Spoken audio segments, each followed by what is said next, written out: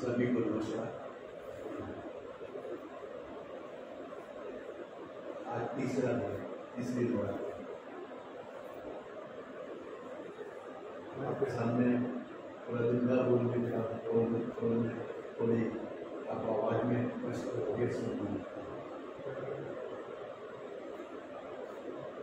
धन्यवाद। मैं कोशिश करता हूँ कि हम इस नवरात्रि को ऐसे समझें। 2 दिन से हम कुछ बात कर रहे हैं कि मानव धन उत्सव प्रिय कालिदास ने मानव को मनुष्य को उत्सव पसंद है, चाहे वो शिवरात्रि हो या नवरात्रि हो, मकर संक्रमण हो, दीपावली हो, दुर्गा हो, बैसाखी हो, बिहू हो, ओणम हो, पोंगल हो। भारत में कहीं न कहीं कोई न कोई उत्सव चल रहे होते हैं। 365 दिन है और उत्सव ज़्यादा है अगर एक साथ सबको काउंट करें। वो इसलिए है कि अपनी परंपरा, अपना ज्ञान, अपने संस्कार, अपनी जीवन शैली को वो समझे। हम लोग किसी की नकल करने वाले लोग तो नहीं थे। पुराण मित्येव न साधु सर्वम न चापि काव्यम नवनीत मध्य संतम परीक्षित अन्यतरम भजते मूढ़ पर पीड़ भजन। कभी कभी ऐसा लगता है कि कोई पंडित आ गया है, संस्कृत में बोलेगा तो कितना सुन पाएंगे, इसको कितना झेल पाएंगे। लेकिन जब उसका मीनिंग समझते हैं, इंटरप्रिटेशन करते हैं, तब लगता है कि ये तो समझना था। पुराना है और पुराना, इसलिए अच्छा ही ऐसा मत मानो। कौन कहता है? हमारे पुराण कहता है कि पुराना है इसलिए उसको एज इट इज मत फॉलो करो।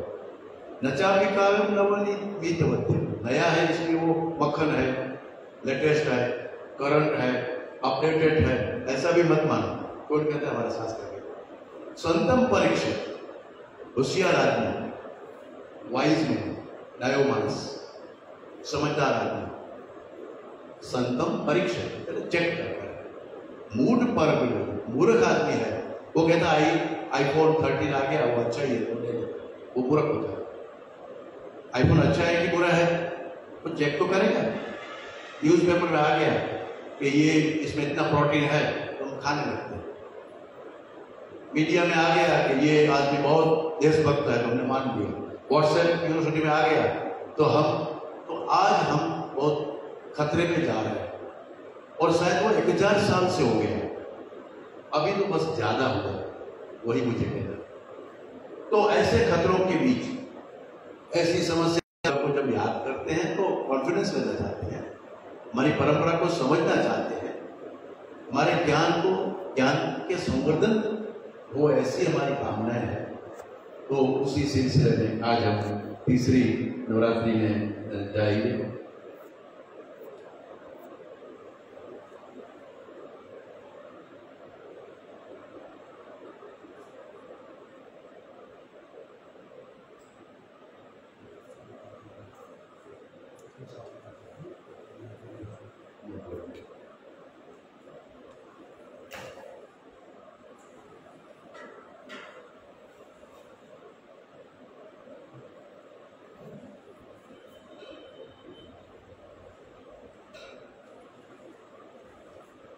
आज जो मां का स्वरूप है, मैंने पहले दिन बताया था, अष्ट देवी है, अष्ट दुर्गा है, नवदुर्गा है, जो भी बोले।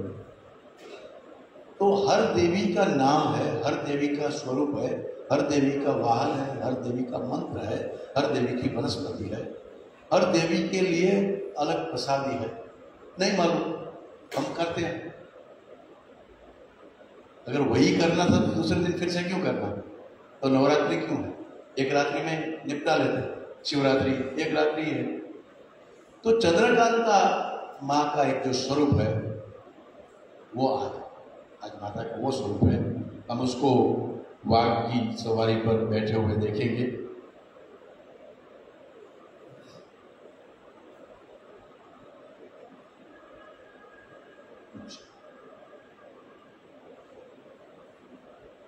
तो इस मोमेंट में ये भी नहीं चल रहा।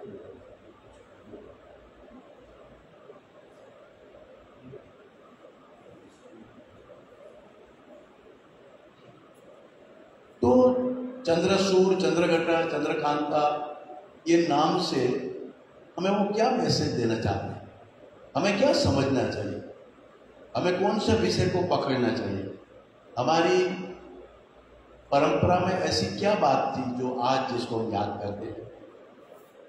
तो मुझे लगता है कि हम देवी चंद्रघटा को हम समझने की कोशिश करेंगे। आज तीसरा दिन है। तो देवी चंद्रघटा का जो स्वरूप है उसको आपको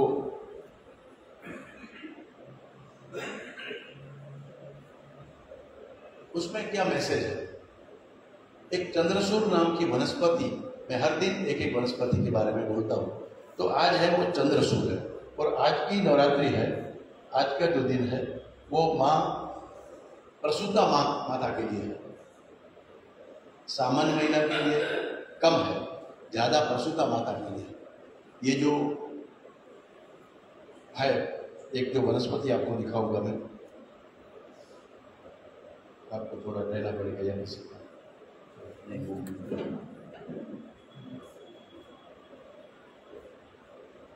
आप तो आज की जो वनस्पति है वो है चंद्रसूर, या गुजराती में जिसको असीरियो कहते हैं।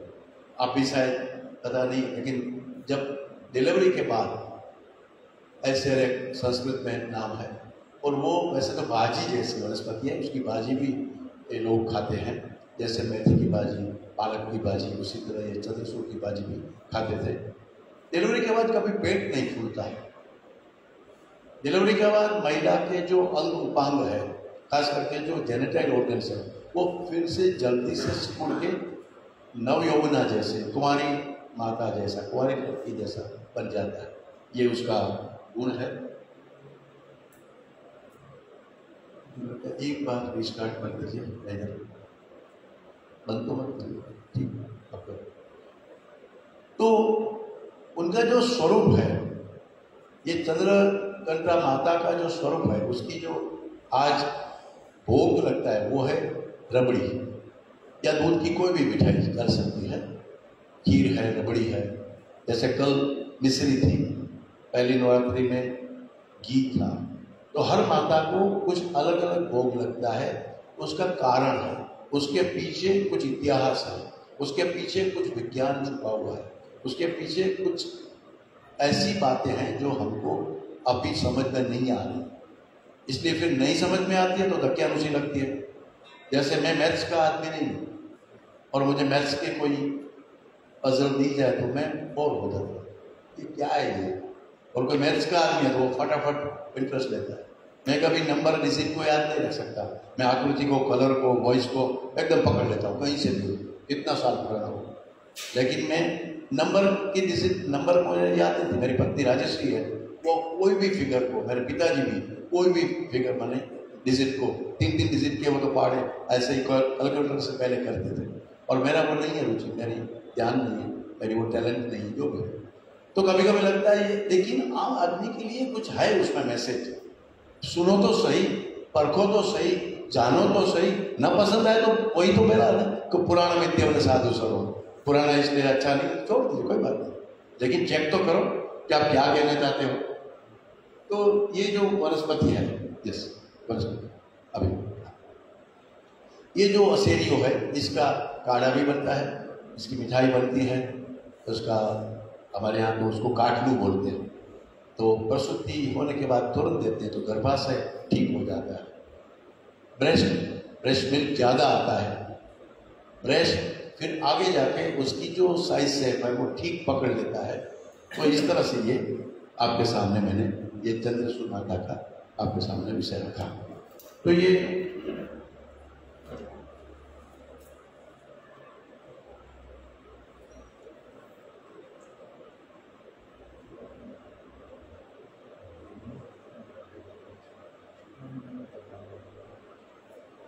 तो मैंने बताया कि तीसरे दिन जो माता का प्रसाद है, भोग है, वो आपके सामने रखा। आगे बढ़ेंगे तो और आगे बढ़ेंगे। ओम ऐं श्री शक्ति शक्त्यै नमः, आज का जो उसका बीज मंत्र है अगर चंद्रघंटा माता को प्रसन्न करना है तो उसके अलग अलग बीज मंत्र हैं। जैसे कल अलग था, आज अलग मंत्र है, तो उस मंत्र का आप रात को कम से कम 11 बार जाप करें। माता का स्वरूप की चिंता मत करो। अगर आपके घर में नैवेद्य लगता है, नहीं लगता है, सिर्फ दीपक को के पास भी आप रबड़ी या खीर या दूध की कोई मिठाई रख के फिर आप ये ओम श्री शक्ति ही नमः ये बात बोलेंगे तो आपको बहुत बड़ा सुकून मिलेगा। आगे चलेंगे तो रबड़ी का मैंने जैसे जिक्र किया आपको, आज का जो विषय मैंने इसके साथ जोड़ा है, जिसके लिए आप बता रहे हैं, जिसको पहले से डिक्लेयर किया गया था कि गाय और गर्भ संस्कार, ये दोनों वाक्य सुनते हैं तो लगता है कि कोई गाय वाला ग्वाला होगा और गर्भ संस्कार पर तो कोई पंडित होगा, कुछ लोग या कहानी या गीत भजन गाएगा और आशीर्वाद देगा, हम अच्छे बच्चे के लिए कामना करके प्रार्थना कर लेंगे और चले आएंगे। लेकिन आपके सामने आपको परिचय भी दिया गया होगा, डॉक्टर हितेश जानी, आयुर्वेदाचार्य, गुजरात आयुर्वेद यूनिवर्सिटी जो भारत की एकमात्र पहली यूनिवर्सिटी, उसका प्रिंसिपल बोल रहा है। उस विश्वविद्यालय में 23 कंट्री के लोग, भारत के अलावा 23 कंट्री के लोग पढ़ रहे हैं जो ये आयुर्वेद को समझने की कोशिश कर रहे हैं। उसका प्रिंसिपल आपके सामने बोल रहा है। इसलिए पंडित वाला चेहरा पसंद ना आए तो साइंटिस्ट को समझने की कोशिश करिए, और साइंटिस्ट पसंद नहीं आता है तो पंडित को याद करिए।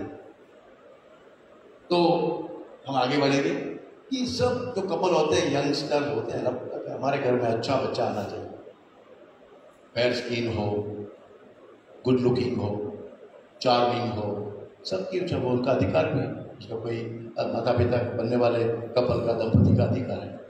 तो वो क्या ये हो सकता है? हम कभी लगता है नहीं, कभी लगता है कि मेरा बेटा तो उससे आगे फिर साइंटिस्ट हो, हम कहते हैं ऐश्वर्या राय जैसी दिखनी हो, हम कहते हैं सचिन तेंदुलकर जैसा खिलाड़ी बने, ऐसा मन में आता है। और वो भी अधिकार है हमारा, क्योंकि कोई तो हमारे सामने आइकॉन होता है, होना चाहिए, रहता है। नेक्स्ट, तो क्या ये पॉसिबल है? पहले तो दुनिया के लोगों को अगर पूछे, अमेरिका में जाओ, ब्रिटेन में जाओ, या इंग्लिश लिटरेचर में, या गायनेकोलॉजिस्ट को पूछिए, कोई गायनेकोलॉजिस्ट, मैं समझ के बोलता हूँ, गायनेकोलॉजिस्ट जिसके पीछे आप भागते हो, जिसके राह पे हम चलते हैं, जिसको बड़े कोई डॉक्टर, बड़े डॉक्टर मानते हैं, डॉक्टर तो है और डॉक्टर सब बड़े होते हैं, लेकिन ये बड़े डॉक्टर मानते हैं, उसको पूछिए कि क्या मनचाही संतान मिल सकती है? ना, वो तो मैं भी मेरी माता जी को प्रार्थना करती हूँ, आप भी करो।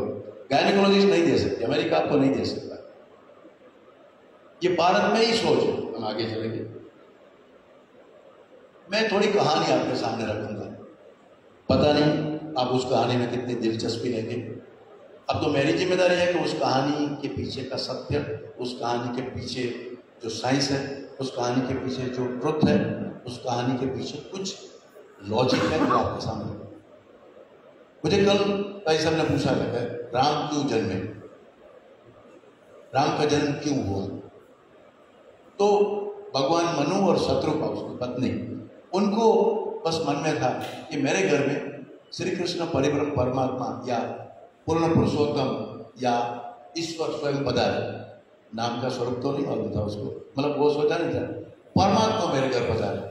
मनु और शत्रुपा, ये सतयुग की कहानी है। आपके घर में कोई सतयुग के साथ जुड़ा हुआ कोई ग्रंथ नहीं होगा तो मुझे क्षमा करें। वो सतयुग के जो ग्रंथ है भागवत में, उसका वर्णन है, इसलिए मैं कोई मेरे मन की कहानी नहीं बता रहा। तो भागवत में तो चारों युग की चर्चा है। अगर भागवत में एक पुराण भी रख लिया घर में, जिससे हम डरते हैं कि महाभारत हो जाएगा, ये कितनी दकियानुसी बातें हमारे समाज में फैलाई गई है कि घर में महाभारत हो जाएगा, मत रखो। लेकिन तो मनु और शत्रुपा को था कि हमारे घर साक्षात परमात्मा का अवतार जन्म ले। लेकिन चलते चलते चलते समय निकल गया, क्योंकि मनु को ओलिगोस्पर्मिया था, शुक्राणु की कमी थी, और शत्रुपा धीरे धीरे एज बढ़ती गई तो मेनोपॉज में आ गई। समय जाता है तो मेनोपॉज के बाद तो एंडोपॉज देरी से होता है पुरुष का, मेनोपॉज जल्दी होता है। तो मेनोपॉज हो गया, शत्रुपा और मनु दोनों बच्चे के लायक नहीं रहे। संकल्प तो था कि परब्रह्म परमात्मा हमारे घर अवतार ले। तो एक जन्म का संकल्प जो है इतिहास कहता है, गवाही देता है हमारा भागवत, उसमें से लॉजिक ही सिर्फ पकड़ना, नाम पकड़ने की कोई जरूरत नहीं है, कि आपका अगर संकल्प दृढ़ है तो क्या होता है कि हमको अच्छा ही बच्चा चाहिए और अच्छा बच्चा चाहिए, तो वो दूसरे जन्म में दशरथ के स्वरूप में जन्मे मनु और कौशल्या के स्वरूप में शत्रुपा जन्मे। ये हिस्ट्री है। आप आपके दादा की, परदादा की, नानी की हिस्ट्री न पढ़ो, न मानो तो फिर आपकी जिम्मेदारी। ये तो हमारी पुरखों की हिस्ट्री है। संकल्प मजबूत था, लेकिन दशरथ को वही प्रॉब्लम, दशरथ को तो वही फिनोमिना, ओलिगोस्पर्मिया, शुक्राणु की कमी थी, जो मैंने कल या परसों भी बताया था, कल भी बताया था कि राम, मैंने यहाँ राम का जिक्र किया, परसों तो मैंने गाय के साथ जुड़ा हुआ वो पूरा विषय बताया था कि वंश, गौवंश और रघुवंश। राम की 33वीं पीढ़ी में थे धुंधुमार, 10वीं पीढ़ी में राजा दिलीप थे, और राम के पिताजी यानी कि दिलीप, तीनों को ओलिगोस्पर्मिया था, बच्चे नहीं हो रहे थे। तीनों में श्रृंगी ऋषि आए थे। श्रृंगी ऋषि का सिंबॉलिक मैंने बताया था, गाय के साथ कैसे जुड़े हुए हैं वो ऋषि, और उन्होंने गाय से ही ट्रीटमेंट की थी धुंधुमार की 33वीं पीढ़ी राम की। सुनी भी न हो शायद, लेकिन ये वाल्मीकि ने कहा, मेरा कोई मनगढ़ंत कहानी नहीं है। 10वीं पीढ़ी तो बहुत जानते हैं, क्योंकि कालिदास ने रघुवंश पूरा लिखा ही उसमें है, तो रघुवंश की कहानी दिलीप की ही कहानी है।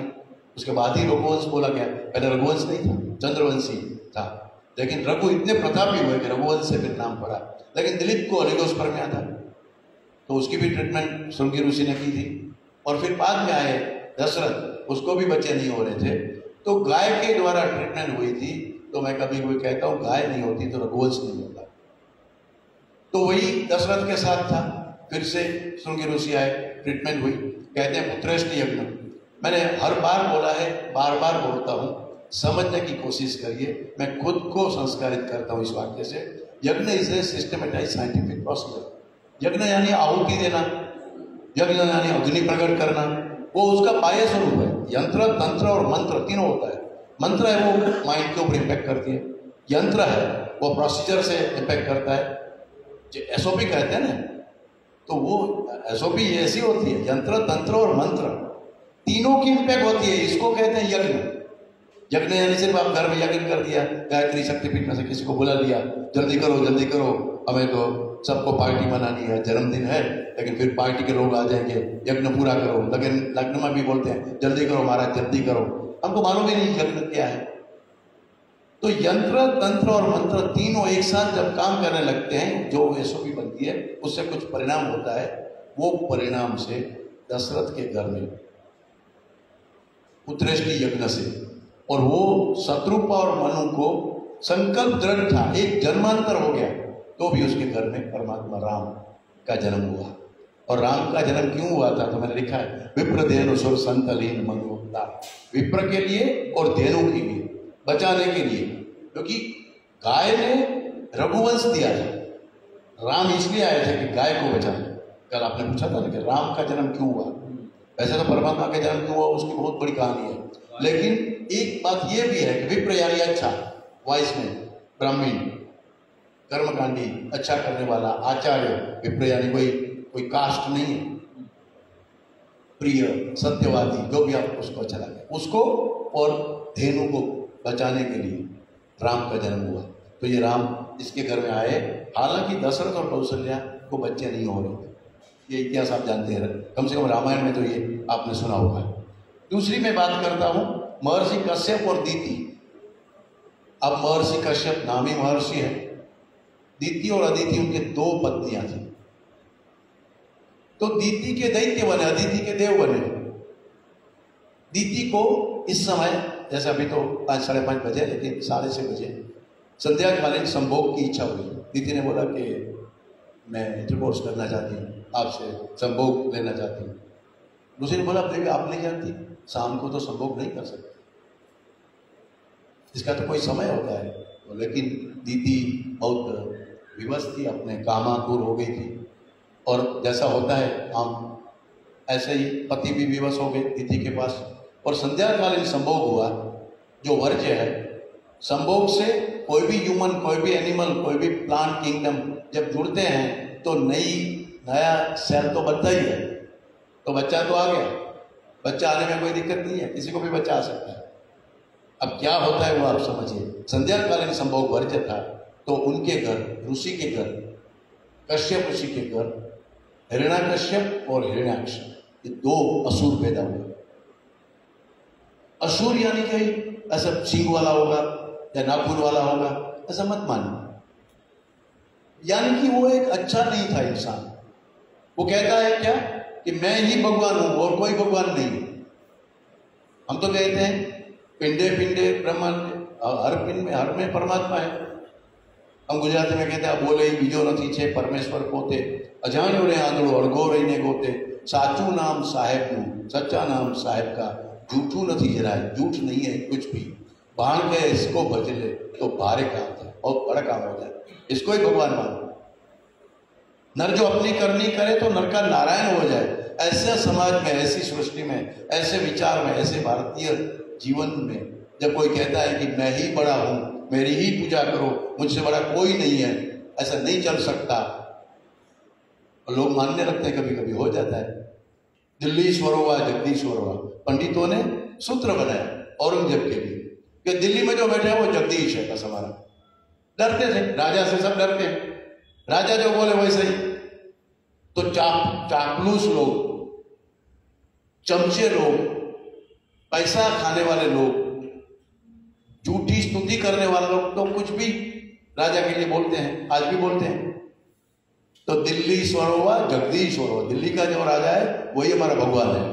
तो ऐसा वो तो और कोई बोलता था, ये तो खुद बोलता था कि मैं ही भगवान हूं और किसी को मत मानो।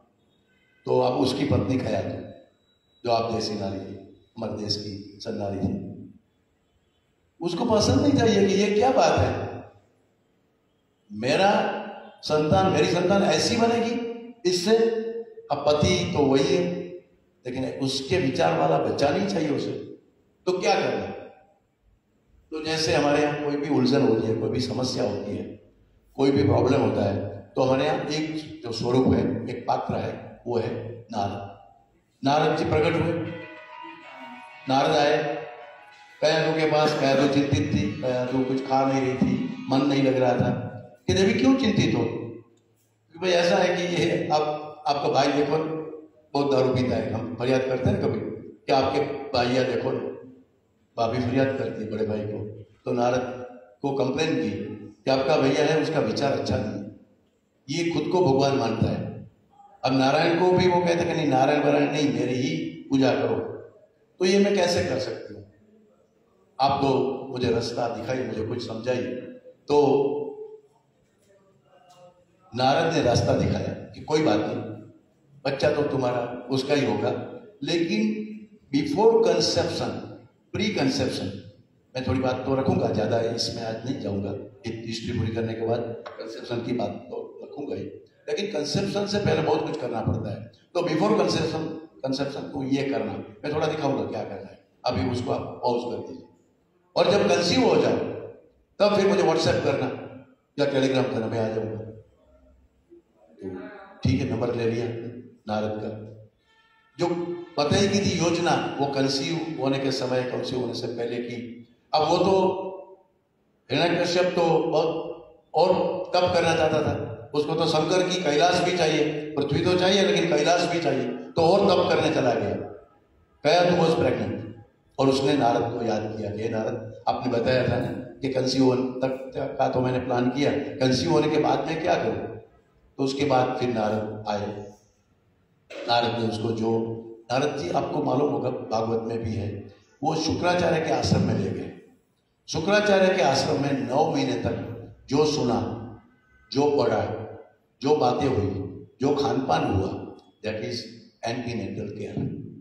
और उससे राक्षस के घर, हिरण्यकश्यप के घर प्रहलाद का जन्म हुआ। कि मैं दूसरी कहानी में एक संकल्प बताया, एक योजना बताई। तीसरा है नीचे, आगे चलेंगे। उलस्य ऋषि, आपको जाना है? हाँ बिल्कुल जाएगा, बताइए। हमारा सौभाग्य नहीं है आपको सामने बोलने का, कोई बात नहीं, ठीक है ना, वो तो इवेंट चलती रहती है, ये भी एक इवेंट है, कभी याद करें, ठीक है। तो पुलत्स्य ऋषि, ब्राह्मण कुल, विश्रवा ऋषि का संतान। विश्रवा भी खुद एक बड़ा विद्वान था। पुलत्स्य उसका बेटा, और उसकी पत्नी कैकसी। एक दूसरा नाम विपाशा भी है उसका। विपाशा आपने सुना हुआ नाम है, शायद देखा भी होगा। विपाशा, विपाशा क्यों हंसते नहीं, इतने गंभीर क्यों हो गए? तो दूसरा नाम है ये, लेकिन जो शास्त्रीय नाम है तो निक नेम था उसका विपाशा। तो कैकसी और पुलत्स्य ऋषि का पुत्र विश्रवा ने वही गलती की, थोड़ी अलग प्रकार की। जो गलती पुलत्स्य ऋषि और अदिति ने की थी वही गलती, लेकिन उसमें काल का प्रॉब्लम था, इसमें तिथि का प्रॉब्लम था। कुछ तिथि ऐसी होती है, उस तिथि को आप संभोग नहीं कर सकते। शास्त्र में लिखिए, मैं डिटेल में नहीं जाऊंगा। उसका वजह है, उसका प्रॉब्लम जीपीएस है। हमारा जीपीएस, आपको जीपीएस की, आप मोबाइल में जीपीएस समझते होंगे, लेकिन हम भी एक पूरा जीपीएस लेके चलते जाने, हमारे ग्रह, हमारी कुंडली, तो वो हमको सभी के लिए वो नहीं होता। तो कुछ तिथि ऐसी है, मेरे लिए कुछ तिथि अनिवार्य है, आपके लिए कुछ और तिथि अनिवार्य है। तो ऐसी तिथि में संभोग हुआ और रावण और कुंभकर्ण दो संतानें पैदा हुई। तो ये भी एक विकृत हुए, रावण कुंभकर्ण की बात आप जानते हैं। लेकिन वो गलती सुधारी गई तीसरे संतान में, तो फिर विभीषण पैदा हुए। आपको मैं क्या कह रहा हूं, आप समझ में आ रहे हैं कि पहला वो एक संकल्प था, दूसरा प्रोसीजर थी। इसमें उन्होंने जो गलती की थी वो अपने ही उसमें सुधारा। तो विभीषण का जन्म होना, वो गलती को उसको पता चल गया कि रावण ये ऐसा है, ऐसा बनेगा, कुंभकर्ण ये उठता ही नहीं है। तो ये हुआ। उसके बाद शिव गुरु और अर्याम्बा, उसको बच्चे नहीं हो रहे थे। शिव गुरु और इसको शंकराचार्य के माता पिता है, बच्चे नहीं हो रहे थे, उनका उस पर में था। लेकिन अर्याम्बा ने बहुत तप किया, तब से शिव खुद प्रसन्न हुए। अब तप यानी कुछ प्रोसीजर, तप यानी कुछ साइंटिफिक प्रोसीजर, लेकिन वो एक शिव ने शर्त रखी, या जो प्रोसीजर में जो प्रॉब्लम आ रहा था वो बताया कि देखो, या तो आपको 8-10 संतानें हो सकती है, जैसे ट्विंस होते हैं, 3000 बच्चे में एक ट्विंस होता है, 30,000 में ट्रिपल होते हैं। तो ऐसे ऐसे कि आपको 7-8 संतान दिखता है, लेकिन वो ऐसे होंगे, ऐसे होंगे। या तो तुमको एक चाहिए बच्चा, एक बच्चा चाहिए, तो वो मेधावी होगा लेकिन अल्पायु होगा। तो शिव गुरु ने, शक्ति ने वही पसंद किया कि अल्पायु तो कोई बात नहीं, लेकिन मेधावी चाहिए, बुद्धि वाला चाहिए। तो आपको मालूम है शंकराचार्य जी कितने छोटी उम्र में इस श्लोक से विदा हो गए।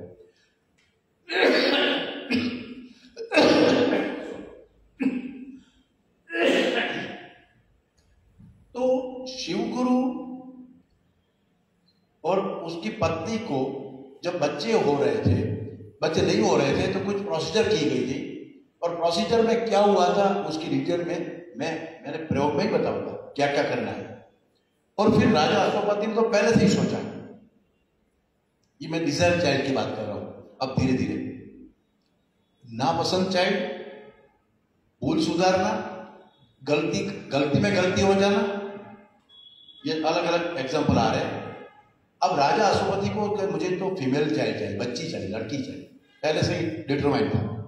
और वो लड़की, गर्ल चाइल्ड ऐसी चाहिए जो संसार में सबको माफ करे। और उसको बेटी आई, उसी प्रोसीजर से उसने बेटी को जन्म दिया, उसके घर में आए। तो आपको मालूम है एक दिन होता है जिस दिन वट सावित्री पूर्णिमा होती है। आपको मालूम होगा कि इसका पति सत्यवान, जो सत्यवान सावित्री की कहानी शायद आपने सुनी होगी। सत्यवान को सर्पदंश हुआ, सर्पदंश से वो मर गया, उसको यम ले जा रहे थे। तो सावित्री पास कैलकुलेशन था, खुद का भी और सबका, कि वो मर ही नहीं सकता, ये गलती में मारा गया, ये मेरा पति मर नहीं सकता। उसको सब पूरा भूत भविष्य नॉलेज कैलकुलेशन सब मालूम था, वो प्रिडिक्ट कर सकते थे। तो यमराजा के पास यमराजा को आह्वान किया, यमराजा को प्रकट होना पड़ा, कितनी पावरफुल थी। और बताया कि तुमने जो सत्यवान को पकड़ा है ना, ले जा रहे हो, नहीं लिया जा सकते। तो क्यों भाई, तूने तो मार दिया, तो नहीं, वो मर ही नहीं सकता। मैं बताता हूँ तुम उसको कब मार सकते हो। यमराज का कैलकुलेशन वाकई में गलत निकला, उसने कबूल किया, लेकिन बोला मैं अब मार दिया, मैं अब जिंदा नहीं कर सकता, करना पड़ेगा। उसमें मैं सहायता करूंगी, कैसे जिंदा हो गया, तुझे नहीं मालूम, तू तो मार सकते हो उसे। जैसे डॉक्टर मार सकते थे ना, इंदौर में गए कोविड के पेशेंट, तो बचेंगे नहीं, वो तय है। आरटीपीसीआर पॉजिटिव आया, लोग डर गए, ऑक्सीजन नीचे गया और फिर हॉस्पिटलाइज हो गए, आईसीयू में है, आपको अंदर नहीं जाना है, उसको बाहर नहीं आना है, बाहर आना है तो मुर्दा बन के आना है। तो वो यमराज का स्वरूप है, जो यमराज वही करते हैं। मैं बताऊं, कोई चिंता मत कर। तो उन्होंने जो विद्या दी, उन्होंने जो प्रयत्न किया, उसमें से सत्यवान जिंदा हुआ और उसको वापस लेके आए। पृथ्वी में दो ही, एक त्रिशंकु है जो आपको शायद मालूम होगा, त्रिशंकु अवकाश में घूमता है, नीचे तो नहीं आ सकता, तो भी जिंदा दो ही लोग हुए, एक सत्यवान और एक त्रिशंकु। त्रिशंकु जिंदा होने के बाद भी वो ऊपर ही है, वो कॉस्मोस में ही रहते, नीचे नहीं आ सकता। तो ये बातें हमारी कई कपोल कल्पित लगती है, नहीं समझ में आ रही है, या ज्यादा लगता है कि बहुत मत फेंको डॉक्टर साहब, कुछ और हमको टिप्स दे दो, ऐसा लगता हो। लेकिन जब तक आप अपने रूट को नहीं समझोगे, आपके नॉलेज के पास नहीं जाओगे, आपका समाज कौन सा है, आप किसके वंशज हो, वो नहीं पहुंचोगे वहां तक, तो आपको गौरव प्राप्त नहीं होगा। कुछ इंग्लिश बोलने से, कुछ गूगल करने से, कुछ डॉक्टर, वकील, इंजीनियर, आर्किटेक्ट बन जाने से आदमी महान नहीं बन सकता, याद रखिए। तो ये सावित्री और देवी मदान सर तो 4 कंडीशन रखी थी, मुझे 4 संतान चाहिए, बेटा बेटी ये, और एक की क्वालिटी है, एक की है, और एक संगीतकार चाहिए, एक चित्रकार चाहिए, चौथा मुझे मेरा राज चलाने वाली चाहिए। तो ऐसे ही डिजायर चाइल्ड, मैं अभी आपके सामने डिजायर चाइल्ड की बात कर रहा हूं, आगे बढ़े।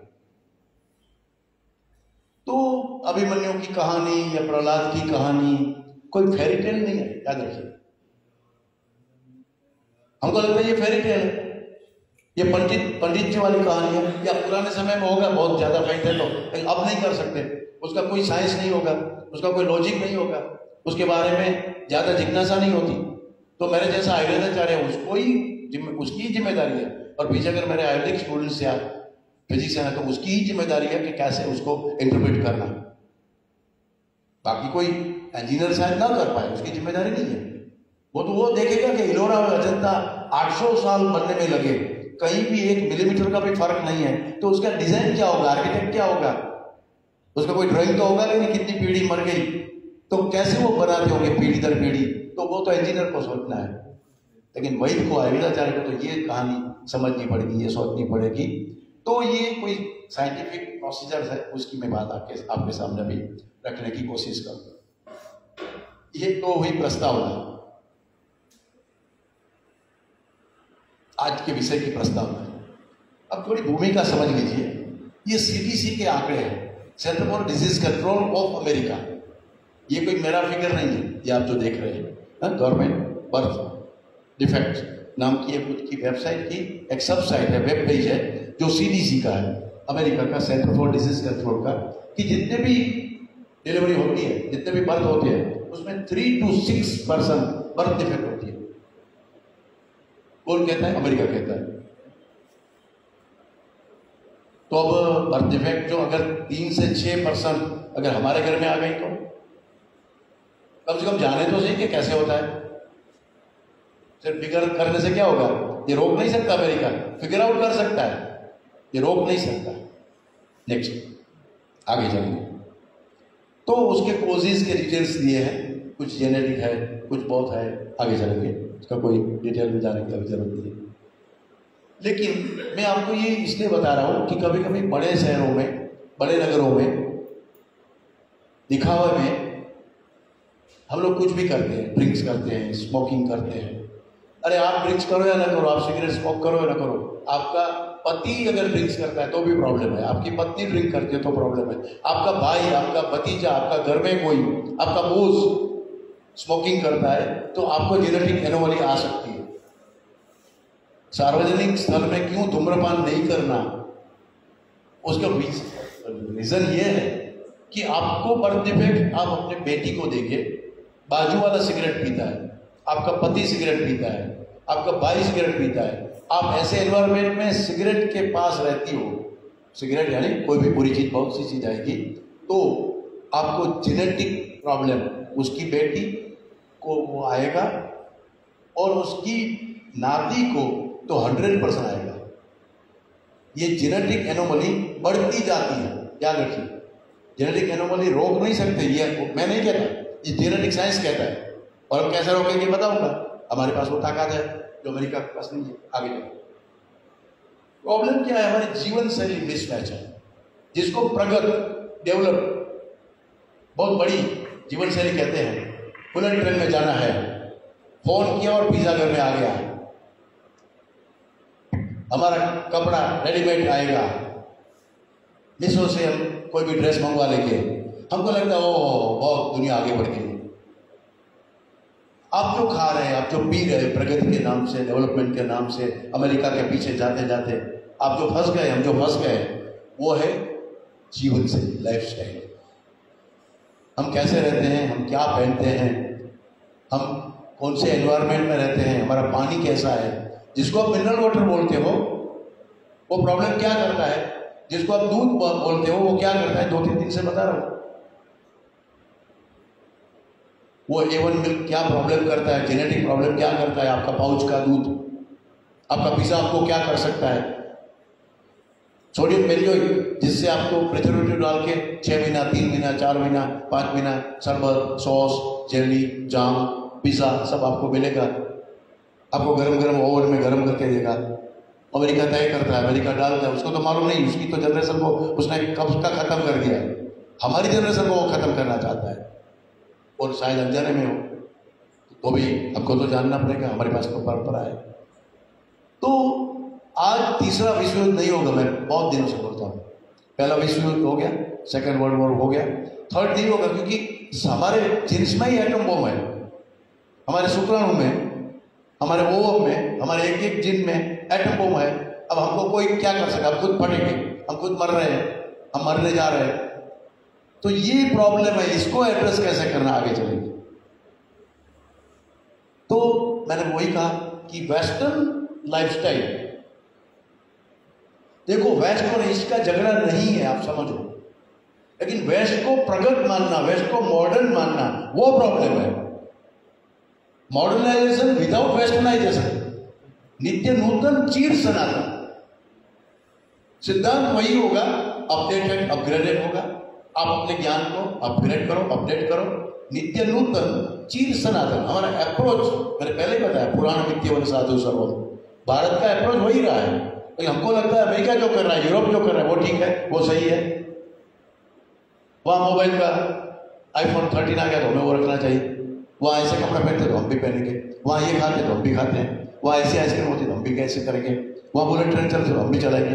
ये किसने बताया आपको?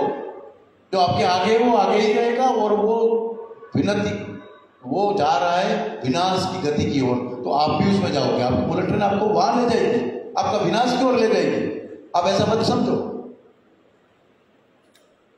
घोड़े पे चलने वाले महाराणा ने इस मुल्क को कितना 1000 साल तक, कितना 100 साल तक सुरक्षित रखा था। उसके पास तो कोई बुलेट ट्रेन नहीं थी। उस शिवाजी ने क्या किया था? कभी तो घोड़ा भी नहीं था उसके पास। तो ठीक है, शिवाजी और महाराणा प्रताप की बातें करने से दिल नहीं बहलता।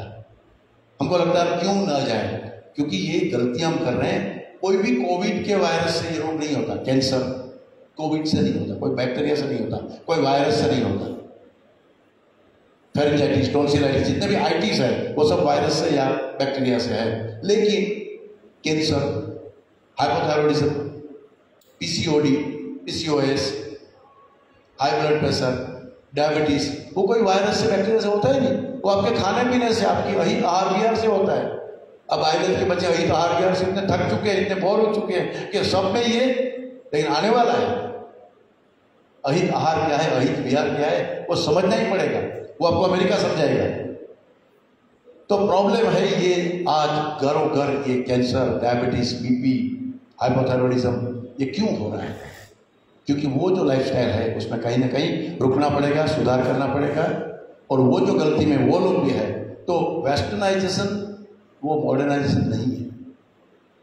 वो मैं तो कहता हूँ अमेरिका तीसरे स्टैंडर्ड में है, चड्डी पहन के घूमता है, बरमूडा पहनते हैं। हम क्यों चड्डी पहने? हम तो बड़े हो गए हैं। सेम सेम नंगे भी घूमते हैं बीच के ऊपर। हमारे यहाँ तो कहते हैं सेम सेम सेम सेम। तो सेम रहना चाहते हैं हम, उसके साथ सेम सेम में सेम रहना चाहते हैं। हम जैसे पागल लोग को शायद कैंसर ही होना है। ठीक है, आगे बढ़ेंगे। बहुत गुस्सा मैंने कर दिया। एक एक अब करिए, 4 कर दीजिए। ओके। आज जो प्रॉब्लम है, आप जिसको चाह से जाके होटल में ऑर्डर करते हैं स्वीट कॉर्न सूप, कॉर्न कभी स्वीट नहीं होती, ये सुना ही नहीं होगा। मक्का मीठी नहीं होती, मक्का को मीठी बनाई गई है, येलो बनाया गया है, गोल्डन येलो बनाया गया है। वो है बीटी, बायोटेक्नोलॉजी वाला, जीएम फूड है, जेनेटिक मॉडिफाइड। कभी कैप्सिकम ऑरेंज कलर का, लाल कलर का कैसे आ सकता है? कैप्सिकम कभी भी ऑरेंज नहीं होता, लाल नहीं होता। कैप्सिकम को, आपकी बैंगन को, बैंगन को, पपीता को, टमाटर को, हर चीज को कलरफुल दिया जाता है। वो गिमिक्स लगता है, मार्केट से हम जल्दी लाते हैं। आपके जितने भी बड़े मॉल्स हैं, सुपरमार्केट है, इवन आपके स्टोर रूम में, आपके फ्रिज में ये चीज होगी। आपकी मार्केट में 70% जो फूड है, ग्रेन है या फ्रूट्स है, वेजिटेबल्स है, वो जेनेटिक मॉडिफाइड है। आप बिल्कुल समझ लीजिए, ये बड़ा खतरनाक खेल चल रहा है, उनके अनजाने में होगा। तो हमारे भी दक्यानुसी प्रयास में ही हो रहा है।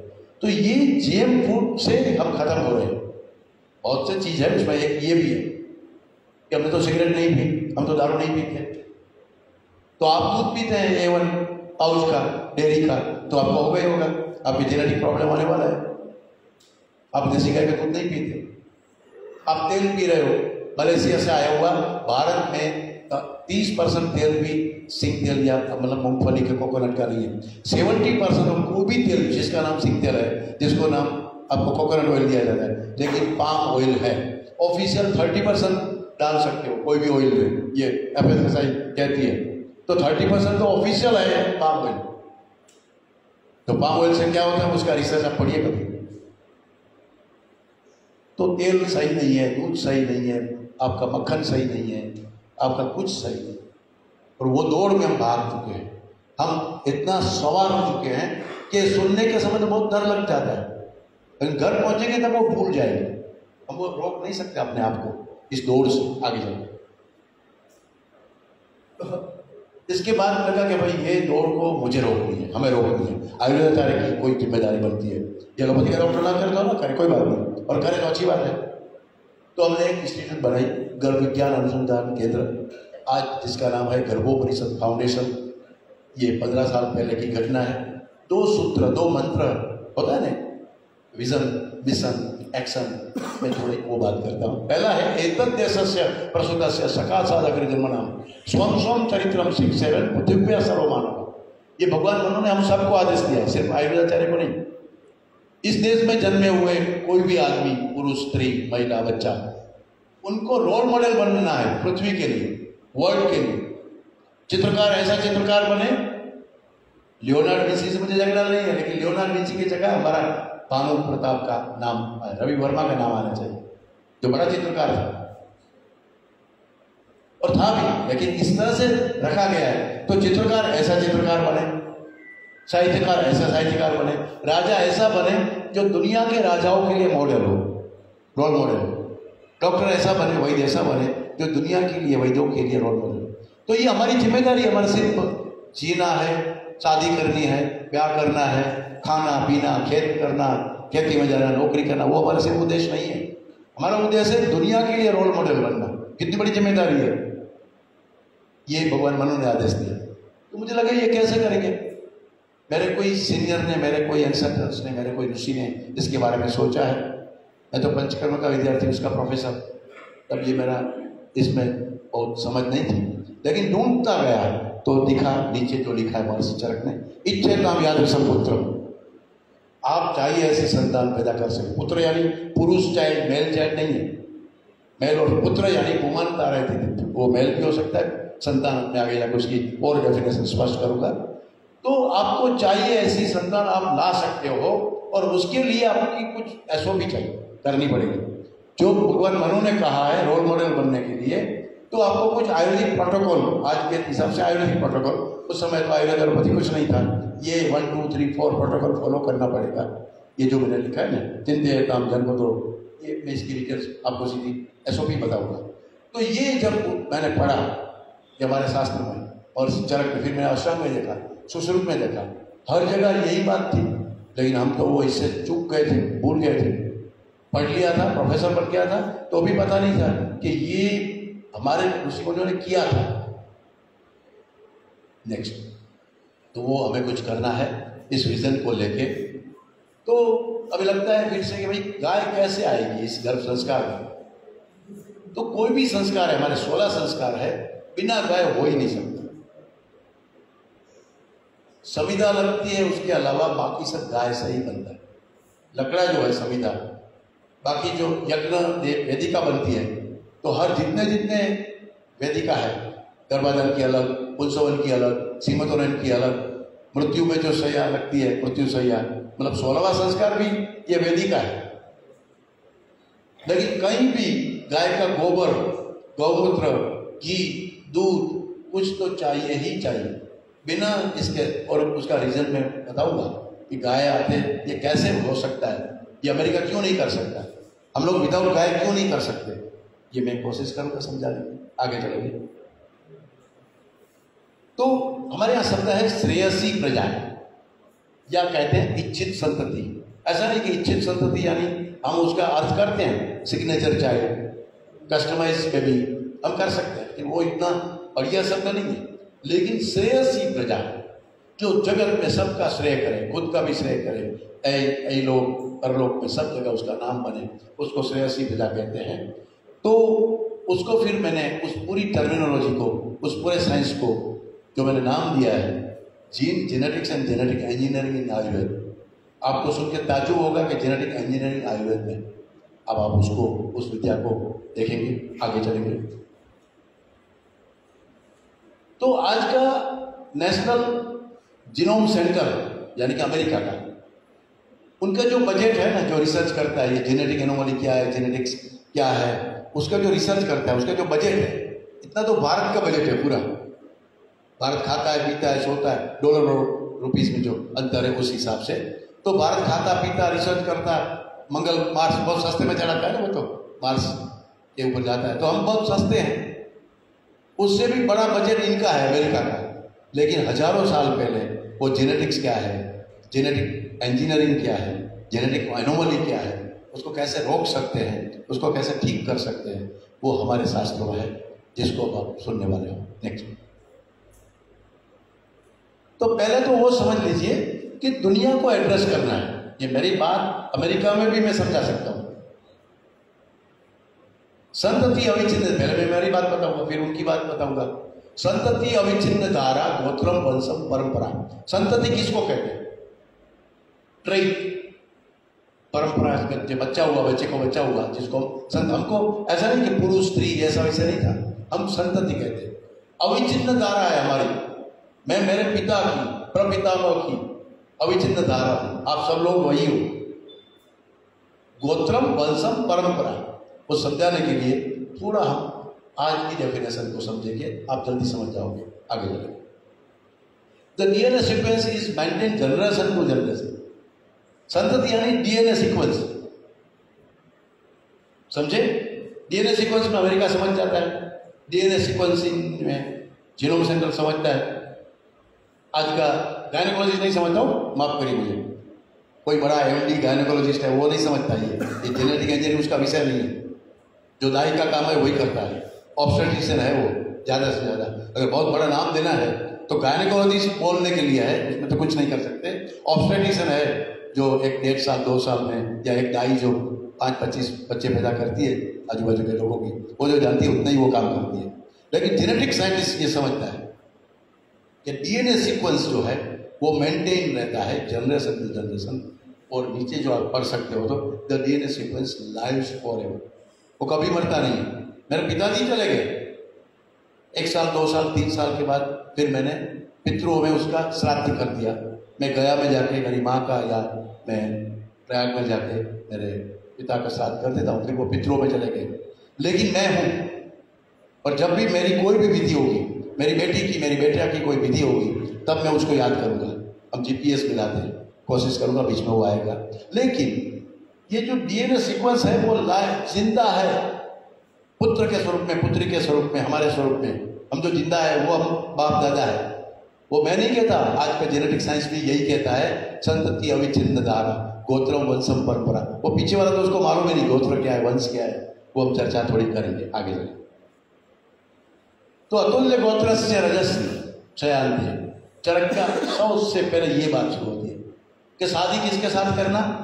अगर आप किसी की शादी बाकी हो तो गोत्र सही नहीं होना चाहिए, याद रखिए। कम से कम गोत्र क्या है वो भी समझाने की कोशिश करूंगा, लेकिन जिसकी शादी बाकी है उसको गोत्र समझना पड़ेगा। अतुल्य गोत्र यानी कॉमन गोत्र नहीं। मैं आपको समझाऊं, अगर थैलेसीमिया माइनर किसी को है, लड़की को, और किसी लड़के को थैलेसीमिया माइनर है, तो शादी होगी उसकी, होनी चाहिए। अब बताइए, पीछे लास्ट बेंच में जो बैठे हैं, थैलेसीमिया माइनर है कोई लड़के को और एक लड़की को थैलेसीमिया माइनर है, दोनों की शादी होगी तो क्या प्रॉब्लम हो सकता है? मेजर हो सकता है। ये आज का साइंस कहता है दोनों का गोत्र सेम हुए। थैलेसीमिया माइनर इज गोत्र, थैलेसीमिया माइनर इज गोत्र। तो अतुल्य गोत्र, अगर थैलेसीमिया माइनर वाली कोई लड़की है तो वो नॉर्मल है, उनको प्रॉब्लम है लेकिन वो जेनेटिक प्रॉब्लम है। लेकिन वो अगर नॉन थैलेसेमिक पुरुष से शादी करेगी तो कोई प्रॉब्लम नहीं। उसी तरह से पुरुष को थैलेसीमिया माइनर है, लेकिन वो लड़की जो है जिसको थैलेसीमिया माइनर नहीं है, तो ये समझिए आप, ये गोत्र यानी ये एक स्पेसिफिक जेनेटिक मैकअप। अब उसमें भारद्वाज गोत्र, मैं भारद्वाज गोत्र का हूं, इनका तो नाम ही भारद्वाज है। तो भारद्वाज गोत्र अगर कोई भी हो, मेरी बहन भी भारद्वाज गोत्र हुई तो मेरी बहन से मेरी शादी नहीं हो सकती। मेरी चाचा की लड़की भी भारद्वाज गोत्र की हुई तो मैं भारद्वाज कहीं भी जाए भारद्वाज से शादी नहीं कर सकता, वो कश्यप से कर सकता है, किसी से भी कर। देखो आपको ऐसा लगेगा बाइडेन का भी कोई गोत्र है, उसको मालूम नहीं, मुझे मालूम है, और आपको मालूम हो सकता है। तो दुनिया के किसी को भी, सद्दाम हुसैन का भी गोत्र है, उसको मालूम नहीं, वो उसकी समस्या है। बिना गोत्र कोई रह नहीं सकता, क्योंकि बिना जीन्स आदमी रह नहीं सकता ना, बिना डीएनए उसका बेटा हो ही नहीं सकता। अब उसको नहीं मालूम, उसकी विडंबना है। विडंबना तो ये है कि हमको नहीं मालूम कि हमारा गोत्र क्या है, और वो पंडितों के लिए छोड़ दिया। आगे चलिए,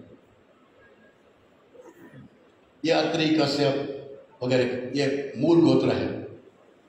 तो उनके गोत्र के, तो गोत्र क्या है? Family inheritance, specific genetic coding, hereditary trait, ये सब गोत्र यानी ये, गोत्र यानी ये समझना पड़ेगा। गोत्र यानी कोई बोलने वाला, पंडित वाला कि अश्विन मासे कृष्ण पक्षे तृतीयाम अहम ईश्वरस्य पुत्र हितेश संकल्प करोति भारद्वाज गोत्र उत्पन्न ईश्वरस्य पुत्र, ईश्वर का लड़का भारद्वाज गोत्र में उत्पन्न हुआ। डॉक्टर हितेश संकल्प करता है। आप जब शादी करते हैं, ब्याह करते हैं, कुछ अच्छी करते हैं, तब आपके गोत्र का पढ़ा जाता है, आपका नहीं, आपकी माँ का भी। हमारे यहाँ चलता है ना, जैसे मेरी पत्नी भट्ट है, अब आने के बाद जानी हो गई, क्योंकि मैं जानी हूँ, वो मालूम है नहीं साइंस को, जेनेटिक साइंस को पढ़े नहीं, तो लोग कहते हैं फिर लड़कियां क्या रखती है, भट्ट जानी, ऐसे दो लिखते हैं।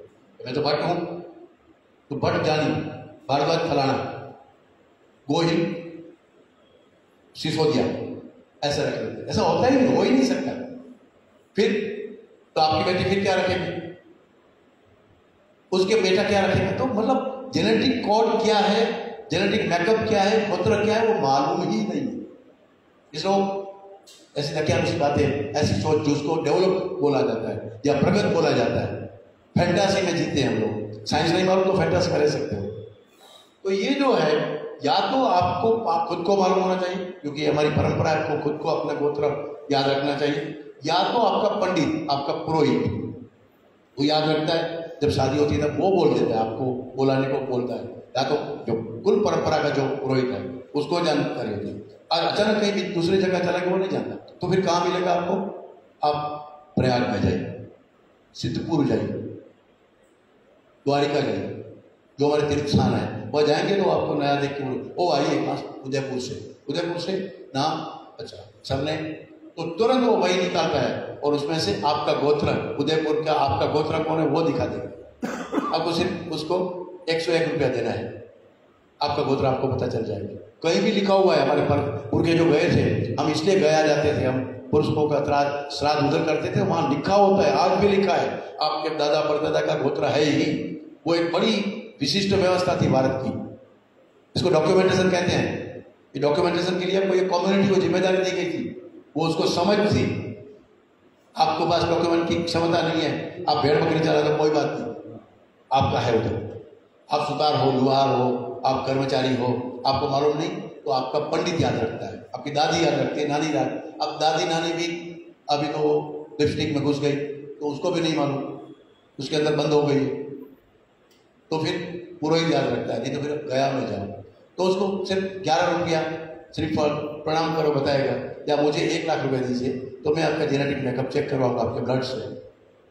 तो वो जेनेटिक साइंस कर देता है और मैं मैच करूँगा, ये जो है ये कश्यप का है, ये अंगिरस का है, ये अलग अलग गोत्र के जेनेटिक मेकअप है। जैसे मेरा प्रोवन है, मेरा भारद्वाज गोत्र है, तो मेरे ब्लड के साथ, मेरे जीन्स की पैटर्न के साथ जो जो जीन्स की पैटर्न मिलेगी वो भारद्वाज है। सिंपल चीज है। तो वो जेनेटिक साइंस ये कहता है, वो जेनेटिक साइंस का फायदा है। ऐसा नहीं कि वो कोई गलत कर रहे हैं, उसका उपयोग क्या है वो नहीं मालूम उसको, उसके पास वेपन्स है। हमारे पास तो वेपन था, लेकिन सोशियो ट्रांसफॉर्मेशन हमारा था, सोशल सीधा हम दे देते थे। हम व्यक्ति के पास नहीं रखते, ऋषि मुनि अपने पास नहीं रखते थे, बहुत सारे कल्चर से, परंपरा से, संस्कार से, धैर्य से बात करते करते आपको सब परंपरा में आप रहते थे। हम 1000 साल से 700 साल की मुगलों की गुलामी, 300 साल की फ्रेंच, अंग्रेज, डच, पलंदा, पोर्टुगीज की गुलामी, 1000 साल में हमने सोचना बंद कर दिया। कभी महाराणा ने कोशिश की तो वो जमीन के लिए नहीं लड़ता था, सिर्फ गद्दी के लिए नहीं लड़ता था, कुछ आन बान और शान जो 3 होता है वो कुछ और है, वो ये है, इसके लिए हमारी लड़ाई होती थी। तो वो तो राजगद्दी जगह मुगल चले जाने वाले थे, उदयपुर का राजा वही महाराणा रहता और वो मुसलमान बन जाता, उसका खंडिया राजा तो वो बन सकता था। बहुत लोगों ने किया है, आपके प्रदेश में नाम बोलने कुछ अच्छा नहीं लगेगा। तो ये गोत्र ही है। नेक्स्ट, अब थोड़ा जेनेटिक इंजीनियरिंग आ रहा है, जेनेटिक्स तो थोड़ा मैंने बताने की कोशिश। आप लोग पढ़े होंगे सम्यक करोति संस्कार, कोई शाखा में जाते होंगे, कोई गए आरएसएस की कोई शाखा में ना, तो वहां एक सूचना होती है सम्यक, तो क्या करते हो आप? जब सम्यक सूचना होती है तो क्या करते हैं? एक कतार में खड़े हो जाते हैं, जो ऑर्डर में नहीं है, डिसऑर्डर में है, वो ऑर्डर में आ जाते हैं। तो हमारा जिन्स, हमारा प्रॉब्लम, हमारे अंदर कुछ जो है वो ऑर्डर में नहीं है, ठीक नहीं है, तो उसको सम्यक करना, उसको कहते हैं सम्यक करोति संस्कार। और दूसरा इतना ही नहीं, सिर्फ ठीक रहना नहीं, उन्नतानुसारम सम्यक, ऊंचाई के हिसाब से सर सीधा हो, एक लाइन में खड़ा हो, तो होता है संस्कार वही गुणांतरादान उच्यते। संस्कार इसको कहते हैं जो गुण में परिवर्तन करता है, क्वालिटी में बदल लाता है, जो मॉर्फोलॉजिकल स्ट्रक्चर खराब हुआ है उसको रिपेयर कर देता है, उसको संस्कार कहते हैं। मैं छोटी बातें बताता हूँ सबको। भिंडी को किसका छौंका लगता है, कोई बताएगा? भिंडी की सब्जी बनानी है तो किसका छौंका लगता है? मातृशक्ति बोल सकती है, राई। अब आप बोलो, महिला में कौन बोलेगी? क्या किसका छौंका लगेगा? राई तो सही नहीं है, तो क्या हो? ये क्योंकि मालूम ही नहीं है, निकल गए। बहुत प्रयत्न करने के लिए तो इतना समय नहीं है, फिर हर मसाले का नाम बोल देंगे, कोई तो सही हो जाएगा, ऐसी तो कोई सिंपल परीक्षा नहीं है ये। तो भिंडी ऐसा फैट और प्रोटीन का संयोजन है, भिंडी फैट और प्रोटीन का ऐसा संयोजन है और जो खुद पचता नहीं और पचने नहीं देता, इंटेस्टाइन की पेरिस्टाल्सिस को बढ़ा देता है तो रोटी को भी पचने नहीं देता, खुद नहीं पचता जब तक उसमें मेथी का तड़का न लगे। भिंडी में मेथी का ही तड़का लगेगा, आप नहीं करते वो अलग बात है। या तो भिंडी अगर विंटर में खाते हो तो लहसुन का तड़का लग सकता है, या तो भिंडी का कुछ तड़का मत लगाओ और उसके ऊपर दही लगा दो या छाछ वाला बना दो, तो भी वो प्रॉब्लम नहीं करेगा। अदरवाइज वो डायरिया करेगा या बदहजमी करेगा। विस्टम को सुना है ना आपने, आयुर्वेद के लोग विस्टम, वो पेरिस्टालसिस को रोकेगा, बढ़ाएगा, रोकेगा, पता नहीं चलेगा। तो भिंडी को पहले से ही उसका तड़का लगाओ जो प्रॉब्लम ही ना करे, और उसकी बहुत ताकत मिलती है। भिंडी अच्छी सब्जी है। अब बताइए गुवार फली को किसका तड़का लगता है? उसमें ऐसा ही हो जाएगा। बोलो, डरिए नहीं, जो पहले वाला गलत निकला लेकिन अभी बोल सकते हो। गुवार फली को किसका तड़का लगता है? लहसुन विंटर में कर सकते हो, लेकिन अजवाइन का तड़का लगता है। ग्वार है वात कर, आप आयुर्वेदिक स्टूडेंट समझते होंगे, वो वायु प्रधान है, वो वायु करेगा ग्वार फली, तो उसको अजवाइन का तड़का लगता है। मैं अगर गिनाऊं तो हर चीज में बता सकता हूं, लेकिन वो मेरा लेसन नहीं है अभी। तो एक बुरी चीज को, या बुरी हो सकती है, बुरी नहीं है, लेकिन उसमें कुछ अवगुण है, 100% सही नहीं है। हर आदमी, हर व्यवस्था, अमंत्रम अक्षरो नास्ति, नास्ति मूलम वनौषधि, अयोग्य पुरुषो नास्ति, योजक तंत्र दुर्लभ। योजना कैसे बनानी भिंडी की, ग्वार की सब्जी कैसे बनानी, वो नहीं मालूम। अब एक तीसरा एक चांस लेता हूं, पोटैटो, आलू को किसका तड़का लगता है? नहीं, जीरा का तड़का लगना चाहिए। आप घर में कुछ भी लगाते हो, राई मेथी जीरा सब साथ में होता है। बोले लोगों जीरा आलू जो करते हैं, जीरा राइस, ठीक है, वो देख आ गया, लेकिन जो आलू को तड़का लगना चाहिए वो जीरा का ही लगना चाहिए। वो कभी वायु नहीं करेगा, पित्त भी नहीं करेगा, वायु नहीं करेगा, पित्त नहीं करेगा। ये तो वायु को बढ़ा के पित्त बढ़ाएगा, आलू की वो समस्या है। तो छोटी चीज में हमारे यहाँ बहुत देखा गया कि ये प्रॉब्लम को कैसे पहले से सॉर्ट आउट करो। और आयुर्वेदाचार्य तो मेरे मन में एक और विषय आता है, पूछूंगा नहीं, वैसे बताऊंगा सीधा। क्या वो जब आलू का या बैग उसका लेसन होगा तब बताऊंगा, अब मेरी इच्छा से बताऊंगा, आप तो लास्ट में पूछ भी सकते हो फिर भी। तो दही कैसा होता है? आयुर्वेदाचार्य बोलेंगे दही का वातपित्त कफ में क्या है? अभिषेधी है और कफ कारक है, बराबर, आप सही हो क्योंकि आयुर्वेदाचार्य हो। उसी दही को अगर 12 घंटा हो गया तो कैसा बन जाएगा मालूम है? खट्टा बन जाएगा और पित्त करेगा। दही अपने आप पित्त करने लगेगा 12 घंटे के बाद, और उसकी आप छाछ बना लो, और पहले ही आपने कफ वाली है लेकिन छाछ बना लो तो त्रिदोष सामक हो जाएगी। छाछ वात पित्त कफ तीनों को बैलेंस करती है। वही दही है जिसका कफ करता है, अभिषेधी है, लेकिन तक्र बना दिया, मंथन संस्कार कर दिया तो वो त्रिदोष को बैलेंस करती है। वही छाछ या वही दही खट्टा हो गया तो पित्त करता है। उसमें फिर बेसन डाल के कड़ी पत्ता से छोका लगा दो, घी और तेल का मिक्स, तो वो गला खोल देगी। जो खट्टी छाछ आपका गला पकड़ लेती है, वही छाछ में बेसन डाल के कड़ी पत्ता का घी तेल का मिक्स तो झोंका लगा दो तो वही कड़ी आपका गला खोल देगी। एक ही चीज में 3 प्रोसेस हुई, दही, खट्टी छाछ और कड़ी, एक ही चीज की आइटम है, लेकिन प्रोसेस बदलती है तो उसमें गुण परिवर्तन हो जाते हैं। तो जो पैटर्न को जानते हैं उसको मालूम होगा, प्रोडक्ट पैटर्न और प्रोसेस पैटर्न। तो ये प्रोसेस की पैटर्न है भारत की रसोई कला की, पाक कला की। जिसको ज़्यादा जानना हो तो मेरी एक गुजरात टूरिज्म की एक बुक है, वैदिक कुक बुक, जिसमें मैंने हर ऋतु के खान पान का हमारी ओर से वो दिया गया है। आप फेसबुक में भी जा सकते हैं, गुजरात टूरिज्म का। मैं वेलनेस एडवाइजर, इलनेस का नहीं, मैं वही दूँ, लेकिन मैं वेलनेस का एडवाइजर हूँ। तो इस बहुत जानकारी मिलेगी, आपकी दाल वाला प्रश्न भी उसमें आ जाएगा, ठीक है। तो बात तो मैं कर रहा था एक छोटी खाने वाली चीज की, लेकिन मनुष्य में बहुत से प्रॉब्लम, काम है, क्रोध है, गुस्सा है, लोभ है, मोह है, काला है, ज्यादा गोरा है, ज्यादा डांटा है, ज्यादा लंबा है, ज्यादा बाल वाला है, कुछ भी उसके प्रॉब्लम है, उसको पहले से ही यू कैन एड्रेस। उसको कहते हैं संस्कार वही गुणांतरादान। कुछ कम करना पड़ता है, कुछ डालना पड़ता है, तो वो कहते हैं जेनेटिक इंजीनियरिंग, उसको कहते हैं। जो प्री कंसेप्शन होता है आगे चल। तो आयुर्वेद में ये 3 शब्द जिन्हें ये गायनिकोलॉजिस्ट को भी नहीं मालूम ज़्यादा, स्पर्म और क्रोमोसोम और डीएनए। डीएनए के बारे में आपको कोई गायनिकोलॉजिस्ट जितना भी मास्टर डिग्री वाला हो डीएनए की चर्चा नहीं कर सकता। वो जेनेटिक साइंटिस्ट की बात कर सकता है, इवन क्रोमोसोम की भी बात नहीं कर सकती गायनिकोलॉजिस्ट आपके साथ, पेडियाट्रिशियन बात नहीं कर सकता, सिर्फ स्पर्म और ओव की थोड़ी बहुत, क्योंकि वो जानता है इतना, MBBS MD तक तो वो इतना पढ़ा हो। लेकिन महर्षि चरक ने तीनों का नाम दिया, बीज, बीज भाग, बीज भागा और दुष्टि। मालूम है ना आपको, आयुर्वेदाचार्य है, तो आपको समझना चाहिए कि हमारे ऋषि मुनि उसको भी जानते थे।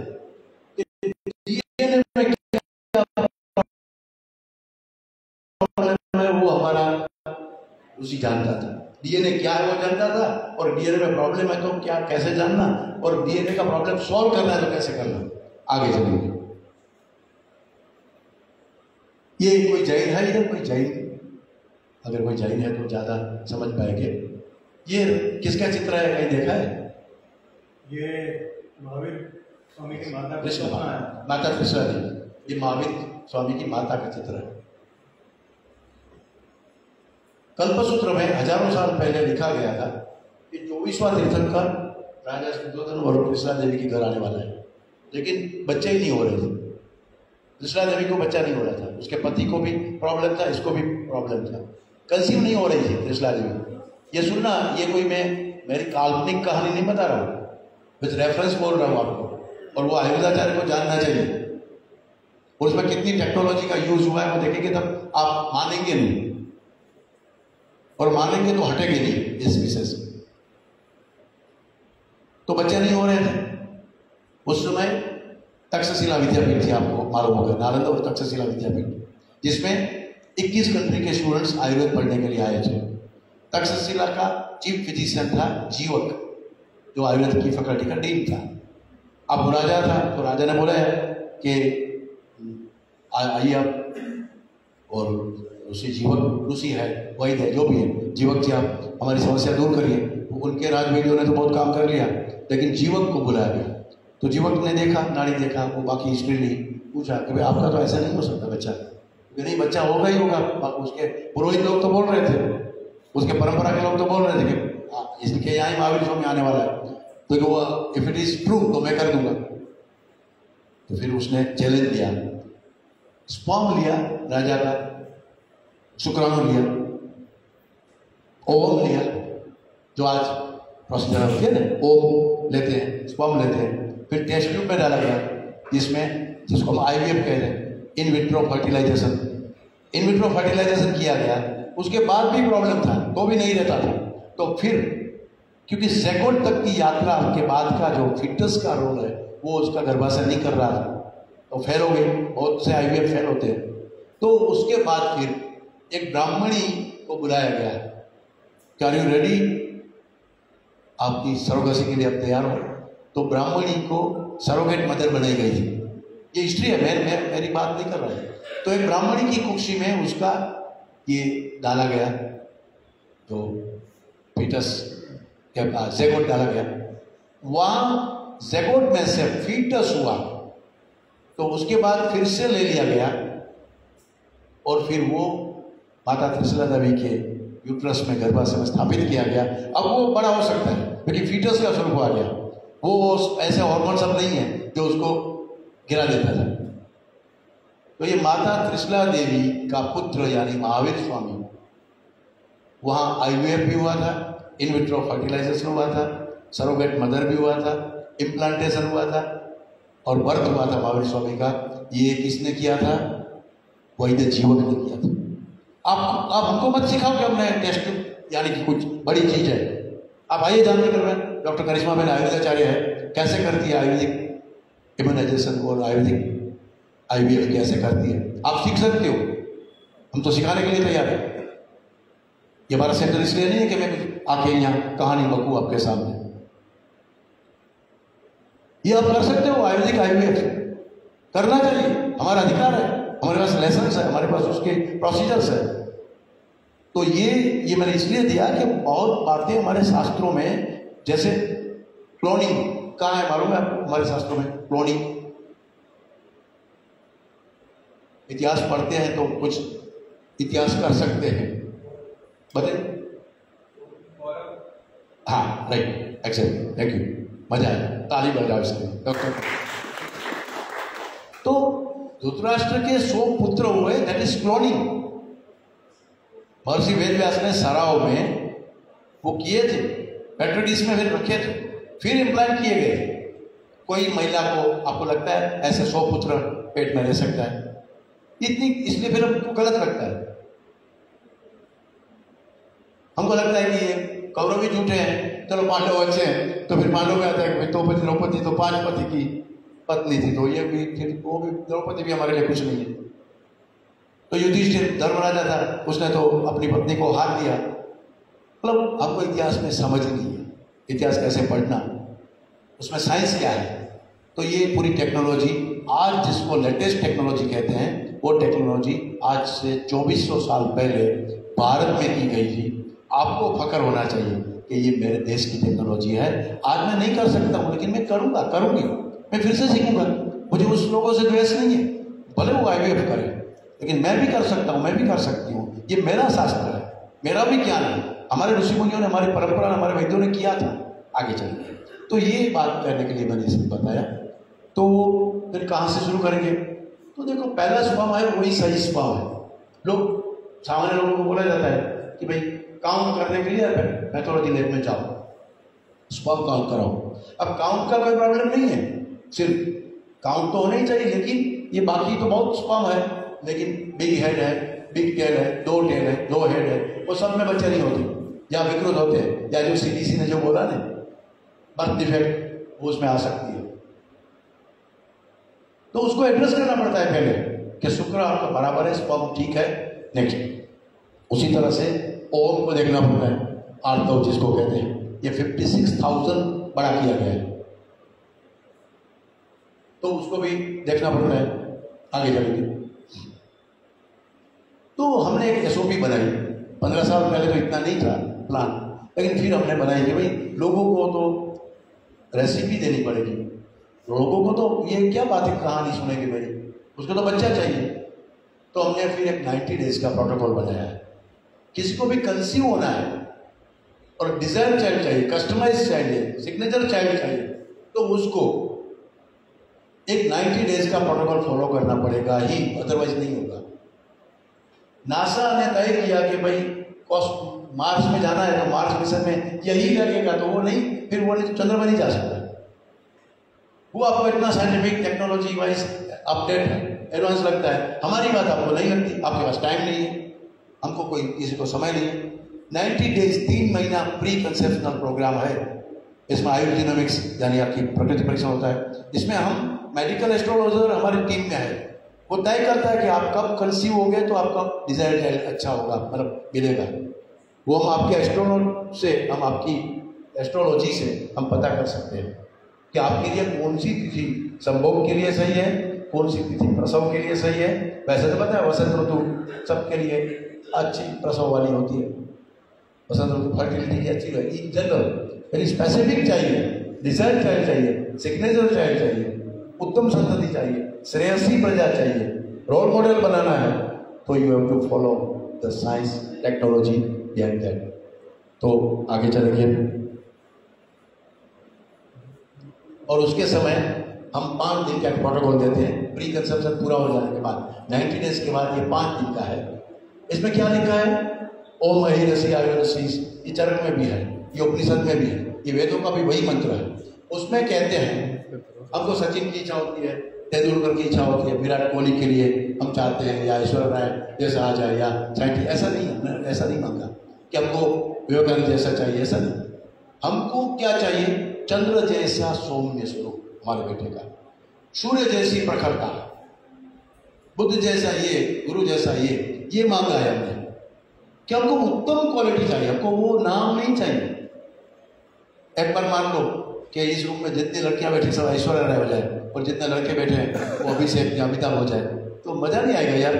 हॉस्टल में, हॉस्पिटल में, घूमने में जितनी भी लड़कियां उदयपुर को देखो ऐश्वर्या राय लगेगी, तो मैं पसंद किसको करूँगा?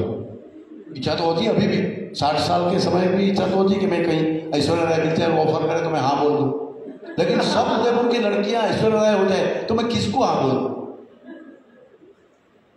तो वो हमारे माइलस्टोन ऐसा नहीं था। हमारा माइलस्टोन ऐसा था कि उत्तम संतति चाहिए। तो ब्रह्मा जैसा ज्ञान, सूर्य जैसा, गुरु जैसा, मंगल जैसा, ये कॉस्मोस के जो एलिमेंट्स हैं जो अचल है, गुम नहीं हो सकता। कभी किसी का जैसा बन गया तो कभी डर जाएगा और वो अपना रास्ता बदल देगा, ऐसा नहीं चाहिए। कभी गुरु ने अपना रास्ता बदला है, कभी शुक्र ने अपना रास्ता बदला है, कभी चंद्रमा क्षीण हो सकता है, और वो भी होता है ग्रहण के दिन, अभी है ग्रहण आने वाला है, लेकिन वो ग्रहण एक कंडीशन की वजह से, कभी चंद्र खत्म नहीं होता। हमको लगता है कि क्षय हो रहा है, वृद्धि हो रही है, तो ऐसा ही हमारी संतान चाहिए, इसको हम संस्कार कहते हैं। तो ये हम 5 दिन का उसकी हमने सीडी बनाई है। एक मंत्र जो है वो बेडरूम में रखा जाता है, और ये आपके जो शरीर के अंग है, fitness is the hardware bunch of 6 software. माता पिता से तो सिर्फ हमको फिजिकल बॉडी मिलता है, माता पिता से, लेकिन सत्व भाव, उसका मन कैसे बनेगा, कहाँ से बनेगा, कहाँ से आएगा, उसकी जो आईक्यू है वो कैसे आएगी, वो कैसे आ सकती है। तो आईक्यू अलग चीज है, मन अलग चीज है, शरीर अलग चीज है, तो उनको कैसे कैसे कहाँ से लाना, वो पूरा साइंस है जो आयुर्वेदिक एंटीनेटल केयर है, जो आपके सामने मैं रखता हूँ। नेक्स्ट, तो ये कैसे संस्कार कैसे वो आता है, आपके सामने चित्र बड़ा मैं नहीं कर पाए, आगे चलेंगे, लेकिन आपको और लैंग्वेज में। तो fitness is the hardware bunch of 6 software. आपको आपका एप्लीकेशन अगर पीपीटी का है, उसमें आप वर्ड फाइल खोलोगे तो नहीं खुलेगा, वर्ड फाइल में पीपीटी नहीं खुलेगा। तो जो आपका सॉफ्टवेयर है उसके हिसाब से आपको बुद्धि बढ़ानी है तो ये करना पड़ेगा, चंचलता नहीं करनी है मन की तो ऐसा करना पड़ेगा, मन को मजबूत बनाना है तो ये करना पड़ेगा, डिटरमाइन बनाना तो ऐसा करना पड़ेगा, शरीर को ऐसा मजबूत बनाना है तो ये करना पड़ेगा, हड्डी को मजबूत करनी तो ये करना पड़ेगा। ये आज की क्रॉस लैंग्वेज में तो थोड़ा ऑर्गेनोजेनेसिस उसको कहते हैं, लेकिन ये भी पूरा शब्द नहीं है, तो वो अब कर सकते हैं ऐसे। नेक्स्ट, तो एक साइंटिफिक अप्रोच है हमारा क्लासिकल एंटीनेटल केयर का, जो शास्त्र में लिखा है, उसमें हमने कोई बदल नहीं किया है, उसको सिर्फ रिकंस्ट्रक्ट किया है। नेक्स्ट, उसके 4 कंपोनेंट है, शास्त्र में तो ये लिखा है, लेकिन हमने बराबर एसओपी बनाई है। एक तो है डाइट, 9 महीने तक कौन सा डाइट कब लेना, क्या नहीं लेना, क्या लेना और उसका वजह क्या, वो समझाते हैं। हमारे वेबसाइट में भी है, हमारे ब्रोशर में भी है, हम समझाते भी हैं और बताते हैं कि चौथे महीने जब हड्डियां बनती है तो आपको क्या खाना, गाय के दूध की कौन सी चीज खानी जो हड्डी मजबूत करेगी। जब तीसरे महीने हृदय बनता है तो आपको गाय के, देसी गाय के दूध में से निकला हुआ मक्खन खाना पड़ेगा। जब 7वें महीने त्वचा बन रही है तब आपको देसी गाय के दूध की मलाई लेनी पड़ेगी। जब आपका ब्रेन मन बन रहा है तो पंचमे मन प्रतिबद्धता भवति, तब आपको खीर खानी पड़ेगी। षष्ठे बुद्धि, 6ठे महीने आपका आईक्यू सेट होता है, इंटेलिजेंट क्वेश्चन, तो आपको गाय का घी लेना पड़ेगा, और हर चीज में गाय है। और ये बात अभी धीरे धीरे आपके सामने खोलता हूँ, बाकी भी बहुत है। तो तत्र प्रथम मासी गर्भ कललम जायते, पहले मास में गर्भ कैसा होता है, तो उसका फूड क्या है, क्या खाना क्या नहीं खाना, मैं बहुत समय नहीं दे पा रहा हूँ, लेकिन हर महीने अलग अलग फूड है, अलग अलग रेसिपी है, अलग अलग खान पान है। उसका वजह यह है कि उस महीने में गर्भ की, फीटस की कंडीशन क्या है, उसको ठीक करने के लिए क्या करना चाहिए, वो फूड से होता है। एक नेक्स्ट, ये 5वां महीना बना, पंचमे मना प्रतिबद्धता भवति, जब हमारे सेंस ऑर्गन बनते हैं, आंख कान नाक के जो सेंस सेंटर्स बनते हैं, सिर्फ ये आंख बनती है ऐसे तो ऑर्गन हुआ, लेकिन जो सेंस सेंटर है और जो हमारी ऑप्टिक नर्व है वो जो बनती है वो ठीक बने तो उसको कहते हैं मन। मन यानी सिर्फ मन नहीं, तो जितने भी ज्ञानेंद्रिय है वो 5वें महीने बनती है, तो उसमें चंद्रमा का बड़ा प्रभाव है। तो सफ़ेद खीर, सफ़ेद वस्त्र, चंद्र का सूक्त, मैं आगे सब बताता हूँ, लेकिन वो उसका फूड ये है, आगे चलेंगे।